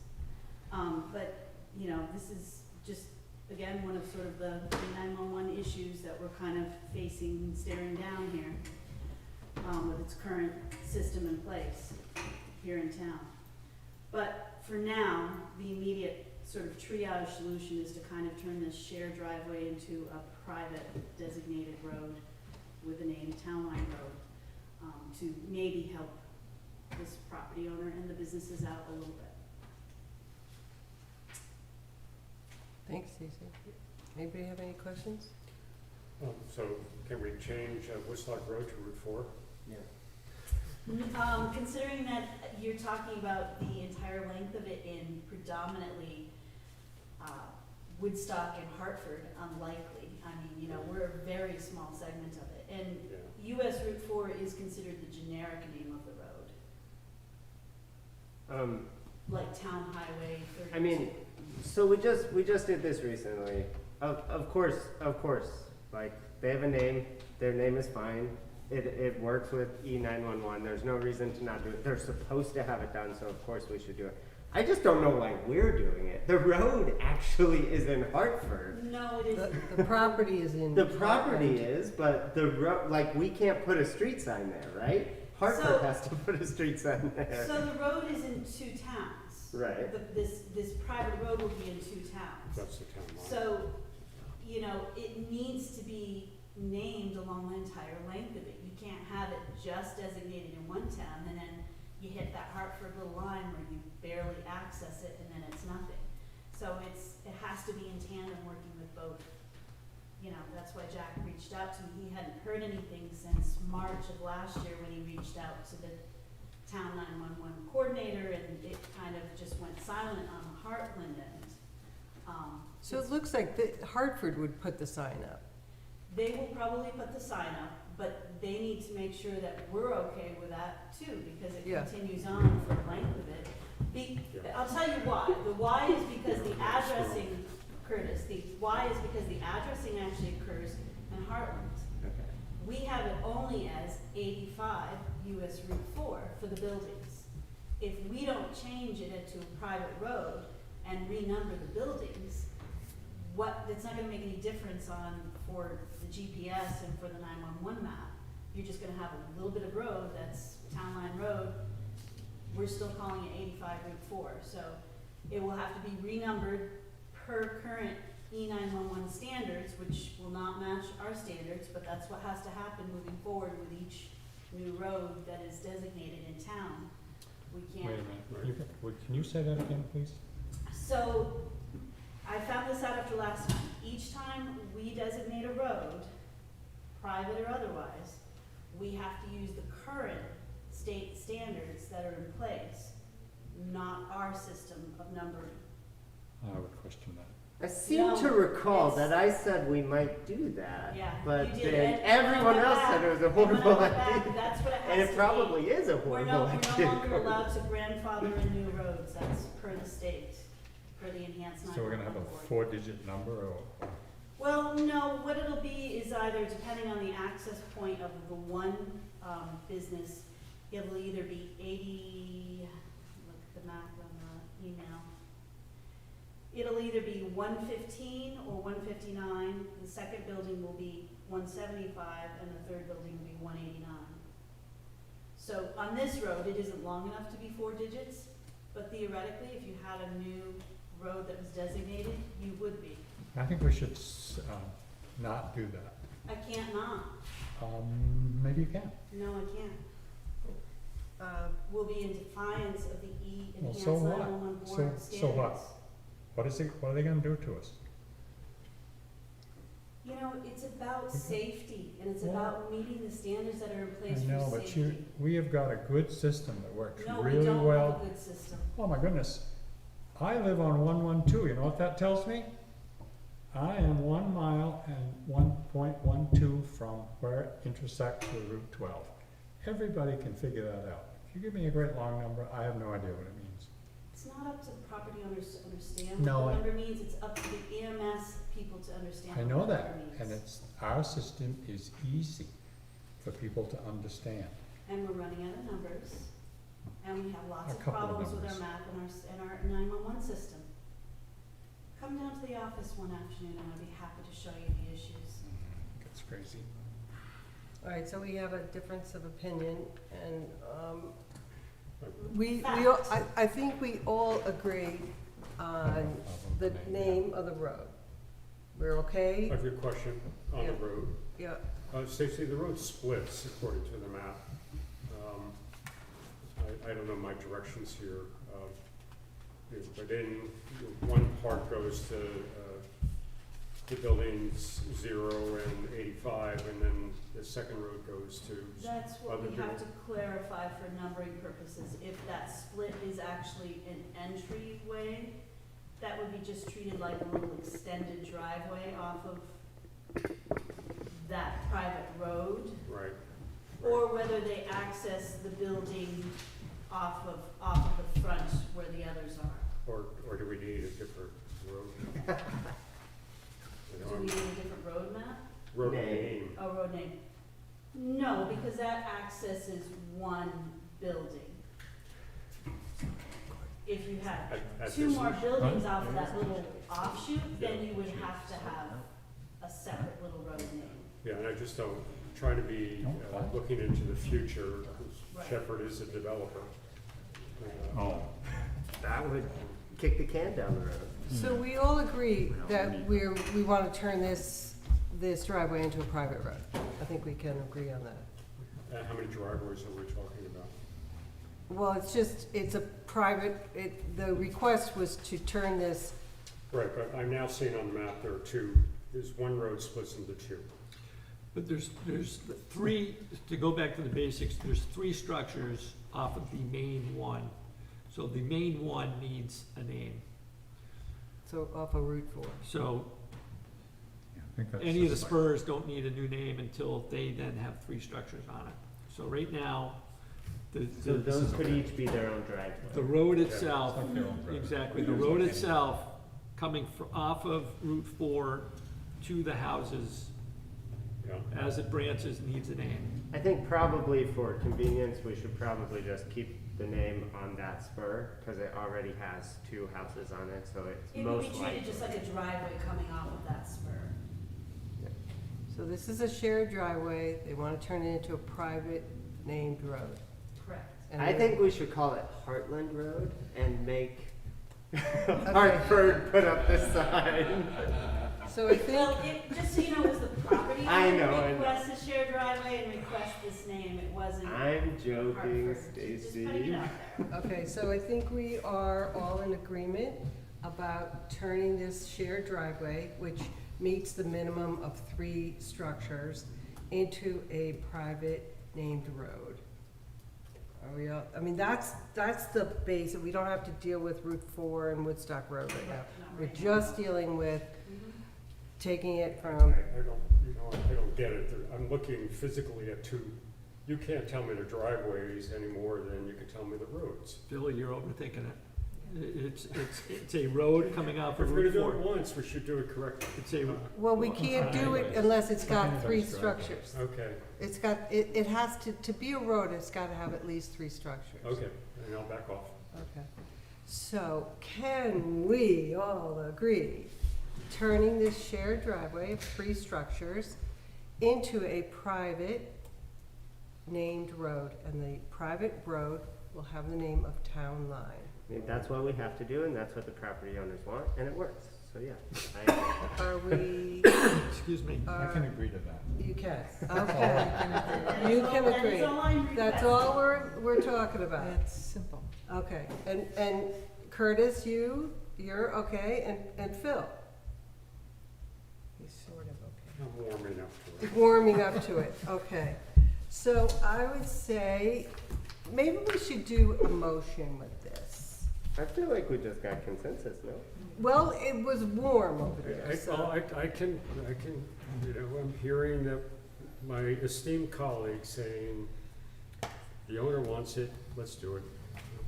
Okay, That was so good. by consensus, we have agreed that we will turn this shared driveway of Roger Shepherd's into a private named road, Town Line Road in Hartland. And the Hartford town will put up the town sign. I don't think we get to mandate that. but- No, but, yeah, but since it's on their side, I would imagine that They probably will. do that. I will confirm that. Great, okay. We're gonna take one of these issues at a time, and we just did. So, thank you. Thank you. It's, I think there's only one issue on the table, is that, you know, Stacy, no, I know, says that it's tonight, worth but I mean, mentioning, yeah. down the road, there Yeah, will be that's right. other Right. things coming For up. now, we can For at least tonight? mitigate the issue this way. Yes, tonight we solved that. So, okay, let's go on to, what's the next thing? We have old business, fiscal year budget update. so pre-pandemic, Martin used to give these updates, and we got away from it for a while, but now we are beyond that. So Oh. Martin is going to, Martin, you can grab a chair if you like, and just come right up if you like.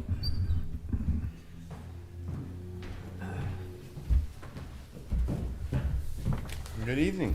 Good evening, Morgan. Long time no see. Thank you for coming in this evening. Absolutely. All right, so we have the revenues. And as you can see, the revenues, we've taken in quite a few more revenues than what we've budgeted for. We had 3 quarters intersection revenue come in, but we had expenses that offset that. We have election income that came in from the Facebook grant and the state, and we have expenses that offset that also. We have hazard mitigation revenue, and we have expenses that offset that plan also. The only one that's above and beyond is the sale of 21 Fork Brook Road. We have minimal expenses against that. So that whole 98,000 excess revenue is from Fort Brook? No, 10 grand. Fork Brook is $10,000. Okay, sorry, That's all right. I'm jumping. So, no, so that's where we're, on the revenue side. You can see the rec center, we moved 40,000 over to the, 42,000 over to the, 3 different, funds. So that's why the rec center's revenue dropped this month versus last month. And so the revenues as a whole, we're ahead for the year. Any questions? Yeah, where'd that excess? Now we have 10,000 accounted for. Where'd the other excess come from? So we have in, the pilot program, we booked, Okay. 15,000, we got 47,000. Yeah, that's the one that I Great. continue to try to wrap my head around, and I ask every time, so I feel It's- kind of, It's the dam, isn't it? Yeah, North that's the Hartland dam in North Heartland, so North instead Heartland, of okay. charging them a tax bill, yep, they do, water flow, and that's how they pay us. great. So the more electricity they make, the more money we make. Correct, but this is And- the last year of the program. Why is Oh, that? The contract expires in September, October, November. Oh, they're gonna stop making money? They're not gonna stop making money. Wait, so now they'll flip into being taxed? Is that what you're I saying? don't know how that works, Oh. so, Do you but that's know the it? future. I wonder if they may want to renegotiate. Yeah, would they wanna do pilot? We kinda like the assessed value. Yeah, Yeah. You do? Ourselves, Yeah, but they may not. They may not, no. but what are they gonna So do? we went, if you recall, we went with Jay Perry, and the other 2 dams are both on assessed Oh, value. okay. The Green Mountain Power Dam, separate, right, is, Yes. also we went to an assessed value, Yes. with them. Cause in a wet year like this, there's a lot of, you know, The contract we have is not, we can't do that with state education funds. We could do that with municipal tax, but not. Is the excess revenue from the recording and bulk fees, is that because of the granting for the conversion of records? No, the preservation? No, So no. state statute is we collect $4 per recording, and we put it away to, ensure that all records are preserved for. So who paid us an extra 65% to look at our books this year? So we had, a lot of house sales this year. Okay. oh. We had a lot of house sales. Right. So the lawyers have been in and out of, Yes, one lawyer's check last week was for around $1,200. oh, wow. So, yeah, it'll be in this fiscal year, but yes, we've seen quite a few, more than so we put 13,000 over to the fund, so that came out of revenues actually. So to connect the departments quickly, then have all those new house sales been included in the new grand list that we just derived the tax rate from, or are some of those still yet to be incorporated? So they're incorporated immediately. No, so we can't, so when a house sale happens, so we're only gonna, so we Oh, make April changes, yearly, so, they just came off of the grievance and it was a grand list, so any changes, you know, that we're aware of, such as a new deck or, you know, a renovation or a new building, then we capture that, or we attempt to capture that.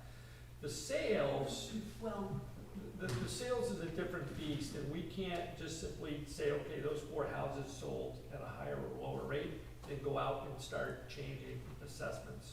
We kind of need to, and Stacy can help me a little bit on this, but you need to look at the overall picture, and you either need to do like a townwide reappraisal, or you need to have some substantiated piece of the town that is a coherent cluster that allows you to look at things and revisit that. So we can't, well, to a point. yeah, On new sales, which we've begun to do, with sales coming in particular because we are seeing a difference in value of what they're selling for versus assessed value on particularly the higher end properties. We've begun taking a look at those and actively checking our inventory, making sure that we have it correct. And we are finding things. We are finding improvements have been made since even the reappraisal. You know, if that house was inspected in 2017 or 2018 and they did, or 2018 and they did, you know, a total remodel inside in 2019, then it's different than what it was. So I can't just change necessarily base things like quality, and, you know, neighborhoods and various things like that without, you know, those are sort of standard within the reappraisal. But if all of a sudden we realize they have 3 bathrooms and we only have them in for 2, oh, there is a fireplace, and some of these sales were properties we did not get inside, they were exterior only. So, and it goes both ways. We had some that were assessed higher than they should have been based on the condition of what was inside. So in communicating with property owners in the last, throughout the spring of you know, talking with them, getting pictures from them, going on the MLS listings, seeing what is posted there, what is listed there, it gives us the inventory of the properties, and that's all what we're perfectly allowed to do. We can make some corrections and adjustments, but it doesn't capture all of that difference in value all the time. I thought one of the dials the lister's office had was the neighborhood coefficient, right? There needs to be a really kind of good reason in the, because we have to be fair and equitable, until we hit grievance, when we can look at each property individually. Okay. Can you just speak a little bit about interest on investment? How do you do that? What's that? How do you do that? Is it a money market thing or what is it? Yeah, it's the interest on our sweep account through the bank. And what kind of an account is it? That's what I'm wondering. They call it a sweep account. So what they do is, since the FDIC only insures 250,000, and we have more than that in the account, they take the money out of the account and they put it across other banks that want to pay interest on the money and using our money on something else. So that way we're still insured, our money's insured, it's just spread across. And are you getting like 0.1% or? I'm getting 0.25. Oh, that's good. Last year I was getting 1.45 to 1.62, Yeah. or the year before the pandemic, So you get a 0.25%. 0.25. Yes. Oh, God. So that's why you'll notice the income on the, That's a quarter of 1%. And who Yep. knows what it'll be tomorrow after the crash today. I know, I saw that. It's probably gonna go down further. So yes, yeah, the interest last year was up and around the $15,000 mark, and this year you can see it's gotten a lot less, about half. So, yeah, we've lost quite a bit. I've tried to keep as much over there as I can to get what little bit. So I'm getting about $450 a month versus $1,600 to $1,700 a month.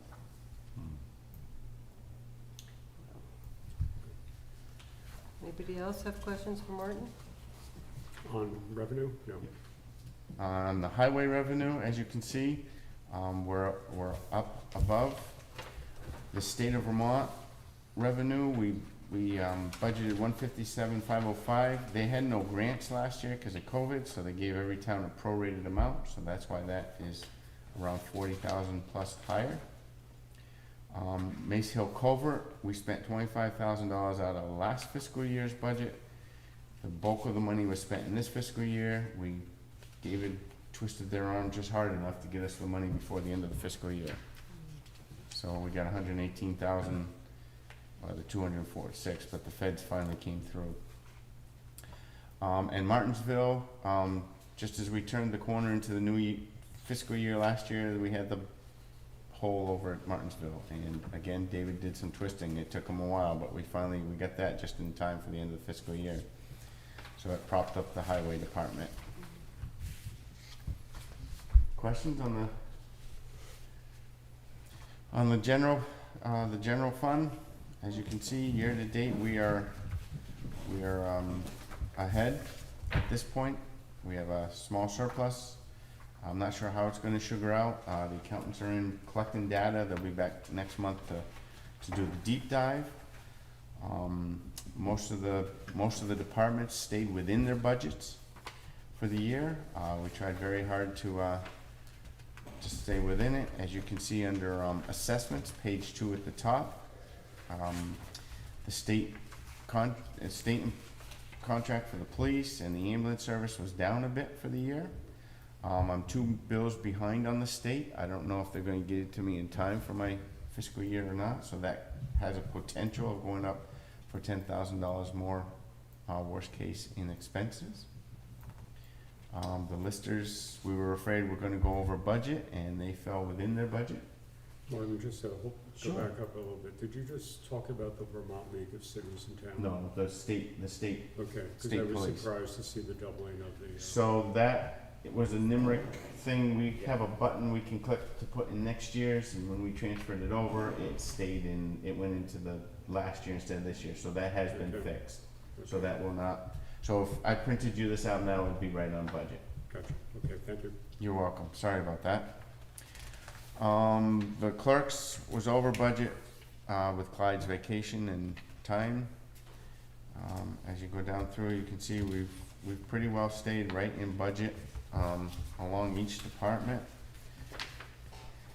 The rec department, you can see is well under budget because we only had, I think he said 20 after-school kids, so the expenses were down, with the COVID, what was going on. After-school program, there was no summer camp last year, so that's why those expenses weren't above what they are for this year. The rec center was over budget. We had septic problems there at the beginning of the fiscal year last August, which have been fixed, so that's why the building was over budget. Capital improvements came right in, a little over, but pretty much right on budget. Buildings and grounds was a touch over. The grounds upkeep, you can see it says, expenses are $29,000, we budgeted $23,200. David brought that to my attention, I did a little research, and it was, what's the name of that nursery? Northern Nurseries. So the salt we bought for the pink salt that's safe for the dogs and the sidewalks and all that was a bulk of the expense that's in there, so we're gonna probably make a different expense line so that way we don't confuse TJP maintenance with stuff like that, with our salt and all. As you go down through, so the grants, you can see, we have the expense and grants that we didn't budget for, but we have a revenue that offsets that. Appropriations, we're right on track. The library had it shows it has a deficit, but it doesn't because it has revenues that offset it. So the library ended up a little bit ahead for the year to date. And the miscellaneous was above, so we're, as far as the general fund, we're a touch ahead for the year. Are we one budget update out from the final? No, this is probably within 10% of the final. I may have more bills come in. I don't know what the accountants are gonna have me adjust. So we should be pretty close. Do a delinquent tax adjustment. Oh, that's right, yeah, we have the delinquent tax adjustment. We're at $140,000 for delinquent taxes at this point. So nothing else has come in since our last meeting? Not really, no. And the effect of that adjustment is to decrease the revenue? Or, So it kind of does decrease the revenue, but it's actually a little bit more complex than that. It's actually kind of a reconciliation between how much was delinquent last year compared to how much is delinquent this year. So if we have less delinquencies than we did last year, it actually moves to the revenue side. Or, yeah, essentially yes. And it goes the other way, and then it goes the other way. and which way will it go? I think at 140, I think that's better than it was last year. I think so too. So you have 60 I feel like it was days. 170. So the adjustment is actually made in August. The end of August, you have kind of a 60-day window for a lot of this to kind of come in, including some of the billings and stuff. So, last year we didn't end up doing the tax sale, and we didn't get as low as, I don't think we got as low as 140, so I think we're gonna be to the benefit this year. So we're staring down the barrel of a $110,000 surplus then on the year. Possibly, yes. In the So, general fund. in all general things fund. considered, that's a good barrel to Yep. be staring down. Absolutely. So when is there a date for the tax sale? There is not a date. He is supposed to come in this week or next to do a title search for the remaining properties. So we should be seeing him, and then I kind of forget the timeline. He will send out another notification, and, I think it's 30 days from that, but, anyway, I forget the timeline, but it should be August or September. So that revenue will definitely be on the next fiscal year. So if it's after the 60-day period, which is around Labor Day, then if it's after that, then that is good for the following year. The more we capture at the moment, the better for this year. So last year, we ended up with about 100,000 surplus in revenue, and we were able to use that to pay back the capital fund. Well, I mean, I know it was way more complicated Yeah, it than was- that. You took forever talking Oh, about it, but It was more complex than that. So what I will say is presently we have a fund balance, and at the moment, if this closes, if the auditors, come up with a number that resembles the number close to this, then the fund balance will increase again, by about another 110,000. So, you potentially look, I forget what the fund balance was at the end of last year, but, let's just say it was 100 grand, so that would give you a positive fund balance of 210,000. so we have a choice at some point to what to do with that money, or So you have a choice to, you can do one of three things. You can, decide to give it back to the voters via the tax rate. So if next year you have $210,000, you can decide to, apply that, and, the tax rate would be, you need to raise 210,000 less. You can go to the voters and you can put that into reserve accounts.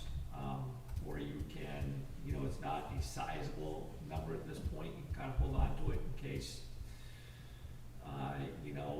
we have a FEMA event and the rails come off the rails. But, is it? without an actual policy, on a,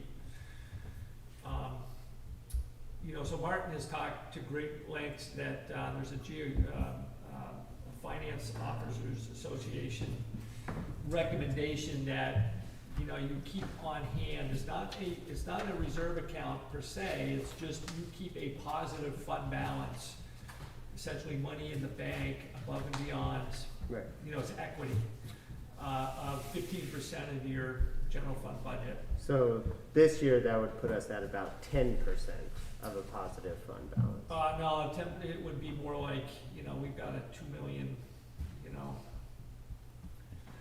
10% big too. well, is it, so is that 10%? Yeah. 150,000? So, yeah, I'm used to Norwich type numbers where it's an $800,000 Hey. buffer. We're important too. So, the numbers are just vastly different, that's all. You're used to it like 3 years ago. So, it's actually like 1.8, so what I think the general fund is, but, so yeah, I mean, obviously, if you want to stow away 15%, I think that you should have a policy that voted on by the voters that allows you to kind of hoard that money. Otherwise, I think that at some point you need to either say to the voters, we want to put this in reserves, or we're gonna give it back. One of the two. So we'll be approaching 10, That threshold. that threshold at the end of this year. I would hold that thought. Okay. Until we get I the will. audit back and we've got real numbers to. Have the thought, touch it's it held. real. So, I think it would be, I don't know how hard it would be to do that, but you wanna look up history, see how that has worked out over the years. Have we ever carried a positive fund balance Oh, sure, for any length of time? I know we have, I mean, I believe you. yeah. I was, Yeah, which is a good thing. Yeah. Which is a- When you say how it worked out, meaning, Well, it would work very negatively if it was the other way around. yeah, We'd be borrowing money. So We'd be in what trouble. you should do technically is you should go to the voters and say, we would like to, reach a point where it's a 15%, number per se. Therefore, if you have any extras, you can say, okay, we're gonna put it towards that until you hit the 15%. And then once you hit the 15%, you then, basically make the decision to put it in reserves or to give it back, or maybe you wanna build it up even more. That would But be at some point, 300 and some thousand. at some point, you should go to the voters and say, if we want to get to a 15% number, they should say that's what we wanna do. You It know works what- great for the school. The school has almost $500,000 in a fund like that. Has to be voted on by the taxpayers to take the money out, but it saves interest, Well, projects that they wanna do. yeah, two a little bit two different things, though. So you can have a designated reserve Yes, fund. right, Put it that's in. right. This- That's a reserve fund, right, that's This is a correct. non-reserve fund. Yes, This is just a fund balance right. to, so if FEMA pops up, then you've got money that, in the money, so right now, if something pops up, the money that we've got in the fund, the $450,000, there's a narrow view of what that can be Right. used for. Yep. Still would, this is basically a savings account based upon a number of what your budget is. Nothing wrong with actually coming up with a separate, you can choose to take this money and say, hey, I want a reserve account for, Whatever. finance, whatever, You want that money?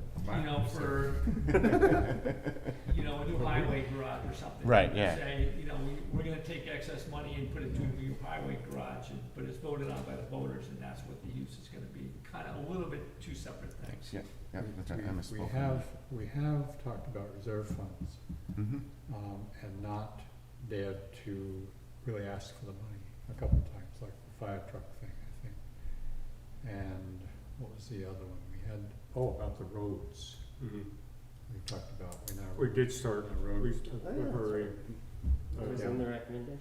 yeah, it's in the recommendation, but I don't Yep. think we have actually funded those very well. We have not funded that one in particular for the roads. Yeah, I'm not sure what the first one you said was. well, it's about a fire truck reserve fund. We have a fire truck reserve fund. Yeah, but I don't think we put in as much money into it. We as put in about 60 grand this year. Did we? Yeah. Okay, that's pretty good then. Yeah. So anyways, that's another way to Yeah, do this. absolutely. okay, we could move on maybe, or you? Sure, highway fund? Okay. So the highway fund and the equipment fund are all in the same. As you can see, we'll start with the equipment fund. At this point, the equipment fund has about $14,000, just under $14,000 left in it. I'm waiting for some bills to come in. If I don't have any bills, we're gonna move another $14,000 over to the equipment fund, so that line will be at 100%.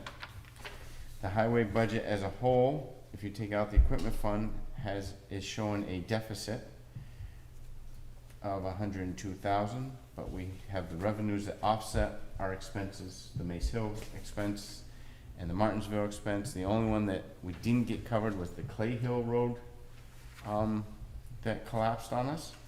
But otherwise, the highway department really came in under budget, and we'll have a small surplus for the year also, depending on how the auditors come across with what I have presented with them.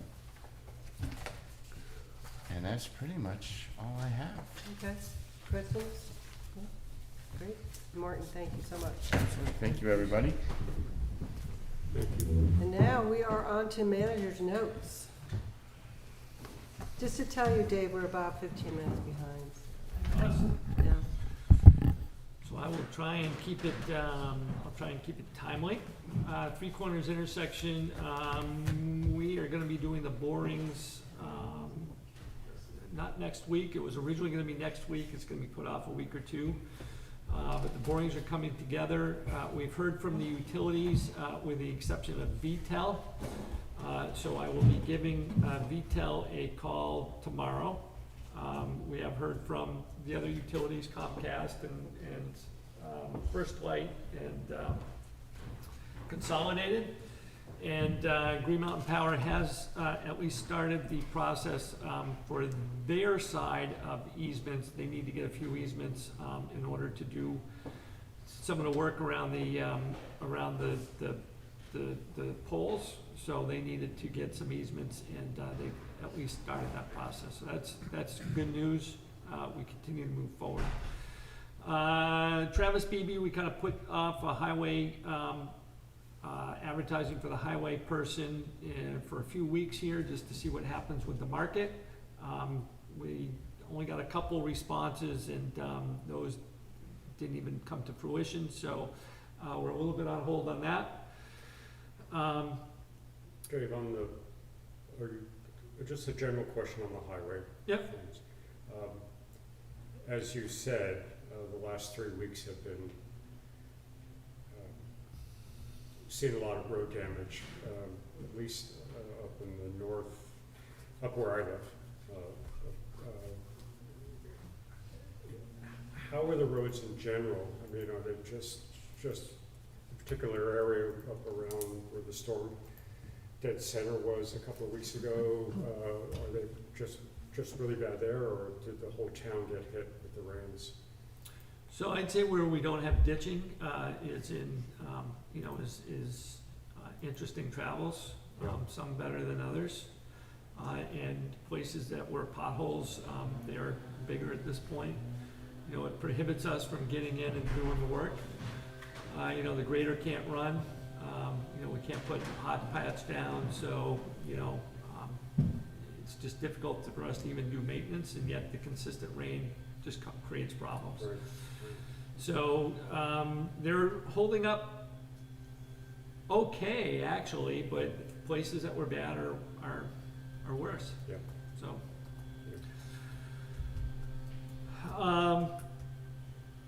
Auditors, Martin mentioned the auditors, they're here this week. They'll be coming back in August as well.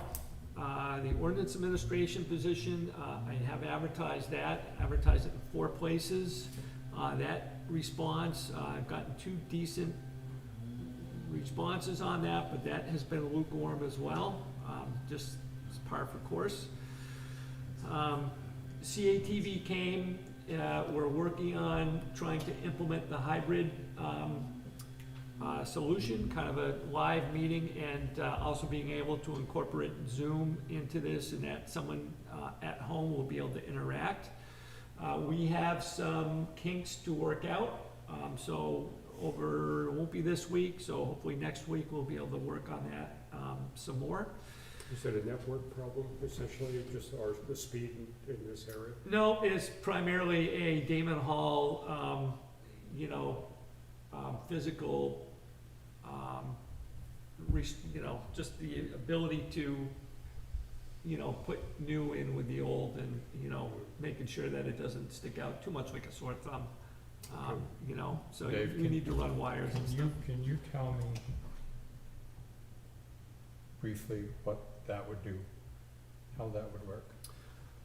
I can't completely explain, other than the fact that we would be here as a meeting. There would be a television screen off of Phil's left shoulder there, and we would be able to, view somebody that wanted to speak via Zoom, and the microphones would feed into the system, and they could hear us.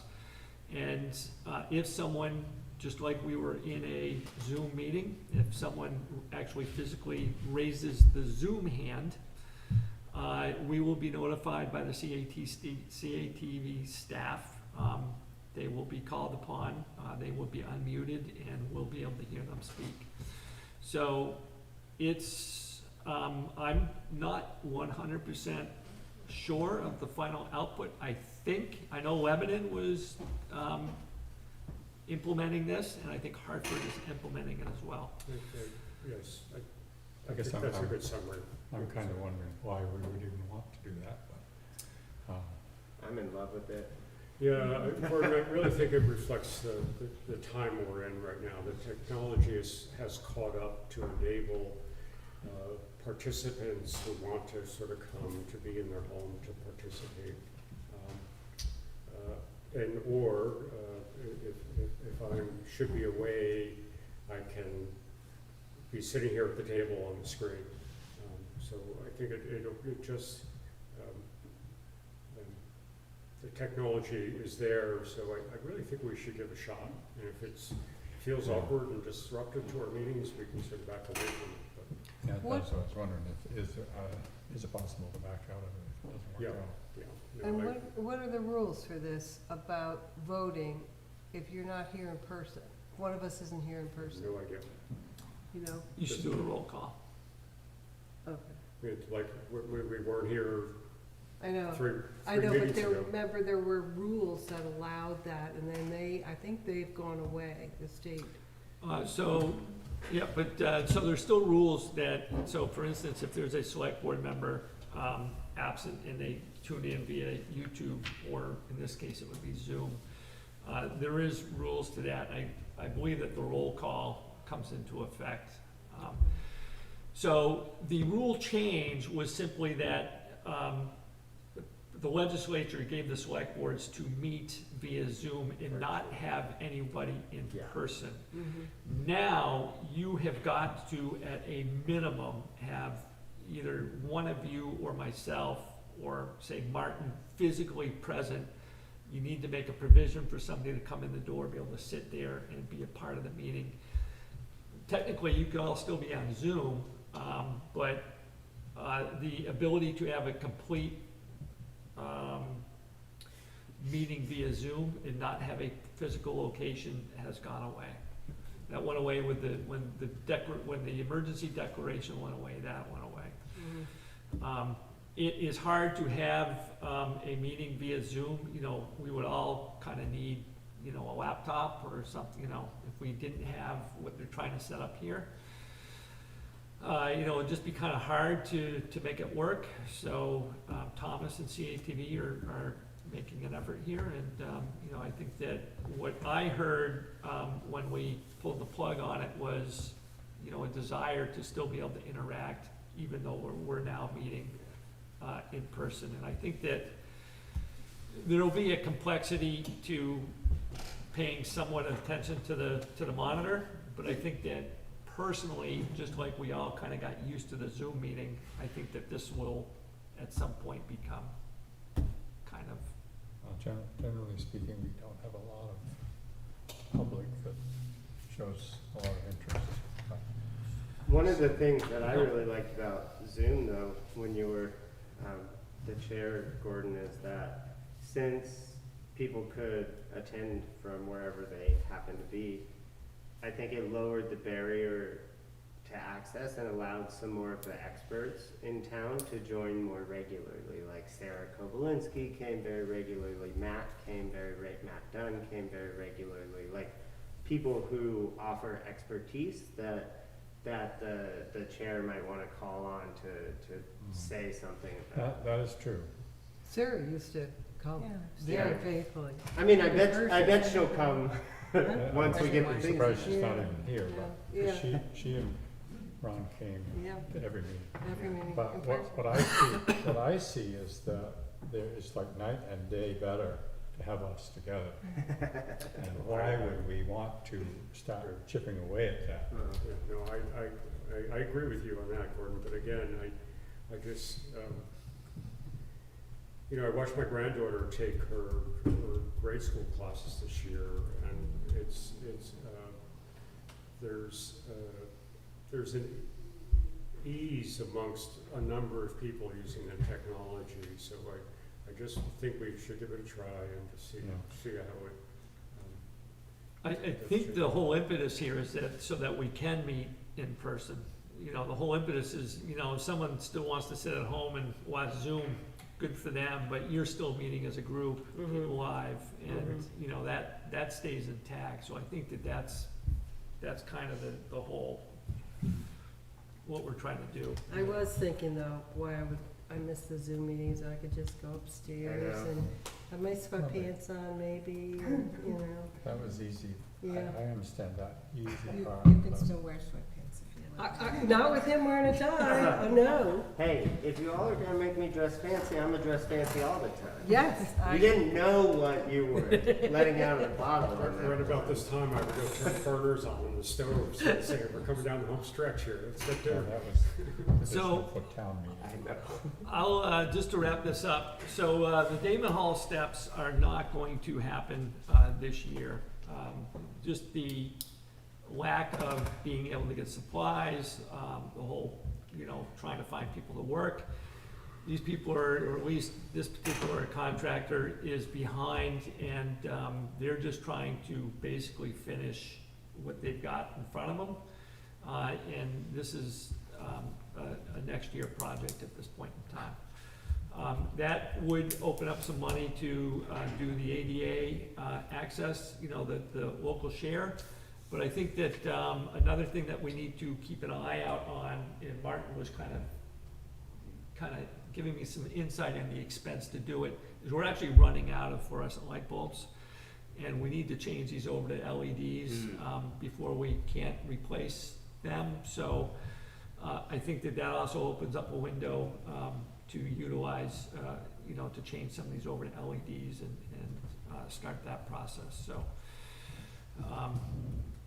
Just, Yeah, we'll save money on electricity. we'll save money on electricity. I don't know what the cost is or whether we can get an electrician, but I do know that my lights are out and Oh, the ability to get fluorescence yours is are too? becoming thin, so. Uh-oh. Oh, you can't buy the Becoming bulbs. dim, No, you know, no pun intended on that. but you nailed it I anyway. did. Um, Oh, can I say something real quick? please do. Okay. Just in case there's anyone who doesn't have email access, who didn't receive this information, anyone who is getting water from the North Heartland Water Co-op, we are currently under a boil order, so please boil your water before you drink it. What a drag. Too much water, right? Too much Anything? water. You're all done? Let's have to do that. And- Trying to catch up, Mary. You're doing well, very well, thank you. All right, so we are now preparing to go into executive session. And, Did we want to say anything about the Do I need state to vote on police? this? That's Is executive that, session. that's all in Yep. executive Mary. session? yeah, yeah, yeah. This is the one, I'm not sure if you have a correspondence on the agenda, which would be this. So you can bring it up and say you all, you know, acknowledge it, you don't have anything to say, you're, you know, but it, We have to mention it. Because it's correspondence. So much for bike riding this week, huh, Phil? I got drenched yesterday, until afternoon, I think it was an agenda item, I think you should at least mention the fact that this was submitted to you, and Okay. if anybody has any comments, otherwise we'll just move on. I'll wait till they come back. And then You we can have just State say- Road. Right now? Store. Well, when they come back, Give they- us- Yeah. And Lime Pond Road. Are you guys doing Goes off an executive East session? Barn. Do you want to? We have one more thing to mention before we go into Okay, the executive day when you session. go into executive session, you're gonna be coming back, I or? turned the heat. We will, I don't know if we'll I have don't any think there's gonna be, I action. don't think there's gonna be any action. Okay, cause I'll just start breaking stuff down, you guys. Yeah, just wait till, we, Okay, no, I have to wait for you guys actually vote on it during the meeting, but it's just some people, might need to like hang around and wait and then like record Oh, or yeah. something, but I just wanted to know if I had to do that one. No, when Thomas was here, he would just be breaking down. Yeah, what it we're depends on, talking- and I don't see boards that do it now, most of them, like, we're doing it again, and then we're gonna be all set. Yeah, no, we'll, I don't think there's an action. Yeah, yeah. thanks a lot, Stacy. I'm still good. We got work to do, all right. I'll let Evan know tomorrow, because he found some, so. What, the water? Bolts. I thought there was some fluorescents out here. Well, there's, Evan's been on vacation, so there's a rhyme or reason why we're not, they haven't been changed out. He does have them. Oh, I We see. have access to them, however, they are harder and harder to get. And, that's all I'm saying. Okay. So who's in charge of the library trash removal? Does Evan do that? Yep. Tony Vendetti told me that there's stuff in the basement left from last year's book sale that has never been hauled away. That is up to Nancy to say whatever, or for Tony to figure out, or, you know, we don't just voluntarily go searching for books to throw No, away. not books, not books, Or not whatever. books, trash. Oh, trash? Yeah, no, I don't.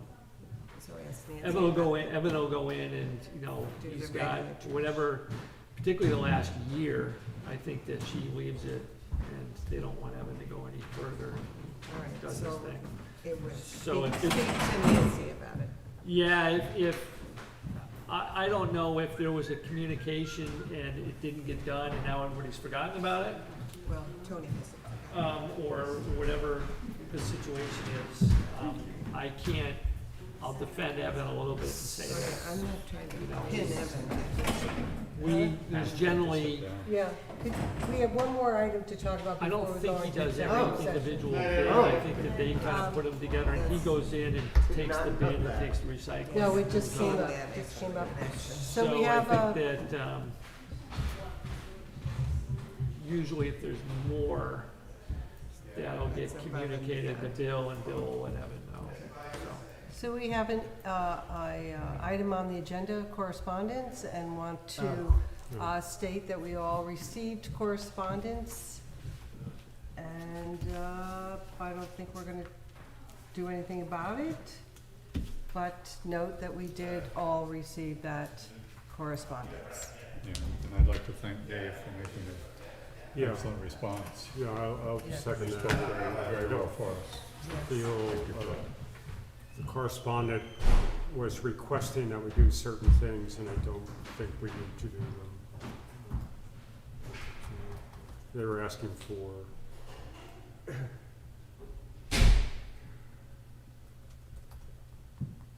I didn't see, they're asking for things, I didn't see that. They're asking for speed. for the select board to at least acknowledge that despite the outburst of profanity, the board feels at this time to table the one-way decision and ask the neighbors to work.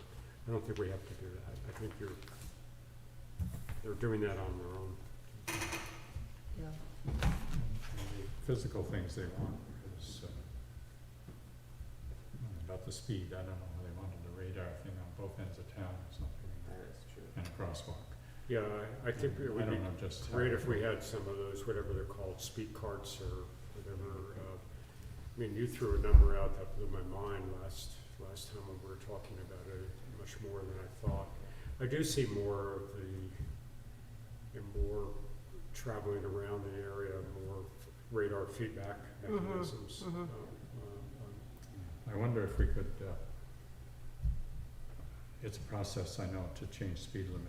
It might be doable there to get that down, the same as it has. So I think the biggest fear, I mean, for what it's worth, I think this correspondence can stand on its own without any discussion, but I think the biggest fear actually from talking to the V-Trans people is that if we ask for a speed limit change, they would do their engineering study, and about 85% of how they set a speed limit is based on how people drive, the speed limit people drive. So there's a real actual fear that it could go up. The speed limit could go up if they did an What? engineering study, a speed study again. So I think one of the things V-Trans suggested when I spoke with them, and maybe in your contact you might bring this up, is that Two Rivers might have tubes, speed tubes, that they let towns use. Did you say tubes? The The the traffic speed counters? tubes you drive over. that you drive. Yeah. yeah. So they have some of them that are single and they only count cars, and then they have some of them that are double and they count speed as well. You know, like in Ascutney, they have 4 at one spot. I don't know why, but there's, They're counting lots of speeds. yeah, so. But So, yeah, I mean, I thought it was ironic that we were chastised for how the meeting was run, and the letter was actually kind of mimicked the tone of the meeting, so, you know, that was interesting, but, anyway. Regardless, I hope you all come to North Heartland on August 28th. Should be a fun time. Yeah, I'd like to, 28th? yes. August It is the 28th of 20th. You're gonna have August. to remind me. I will. Don't worry about it. I'm gonna have to get reminded. Are you serious? All right, so I think we can adjourn the meeting, is that proper? No. First No, we do just- this executive Yeah. session. Yeah, We're gonna be- so we don't adjourn, we just go into We need to- executive We need to make session. a motion to go into executive session. Okay, We're gonna make it early, so I need a we'll motion from someone to go into motion. Two motions, actually. I I've got need it. two I've got it, motions. Mary. You do. I make a motion that executive session is necessary because premature general public knowledge would clearly place the public body or a person involved at a substantial disadvantage. Second. We all agree? In Thank favor, you. we do. Second motion? And I further make a second motion that the select board go into executive session based on Vermont statute 313A1A. Second. In favor. Okay, consensus is the motion passed, and we are going into executive session. Thank you, Julie. Stop everything. Yep, So that's then, fine. does that mean we're adjourned?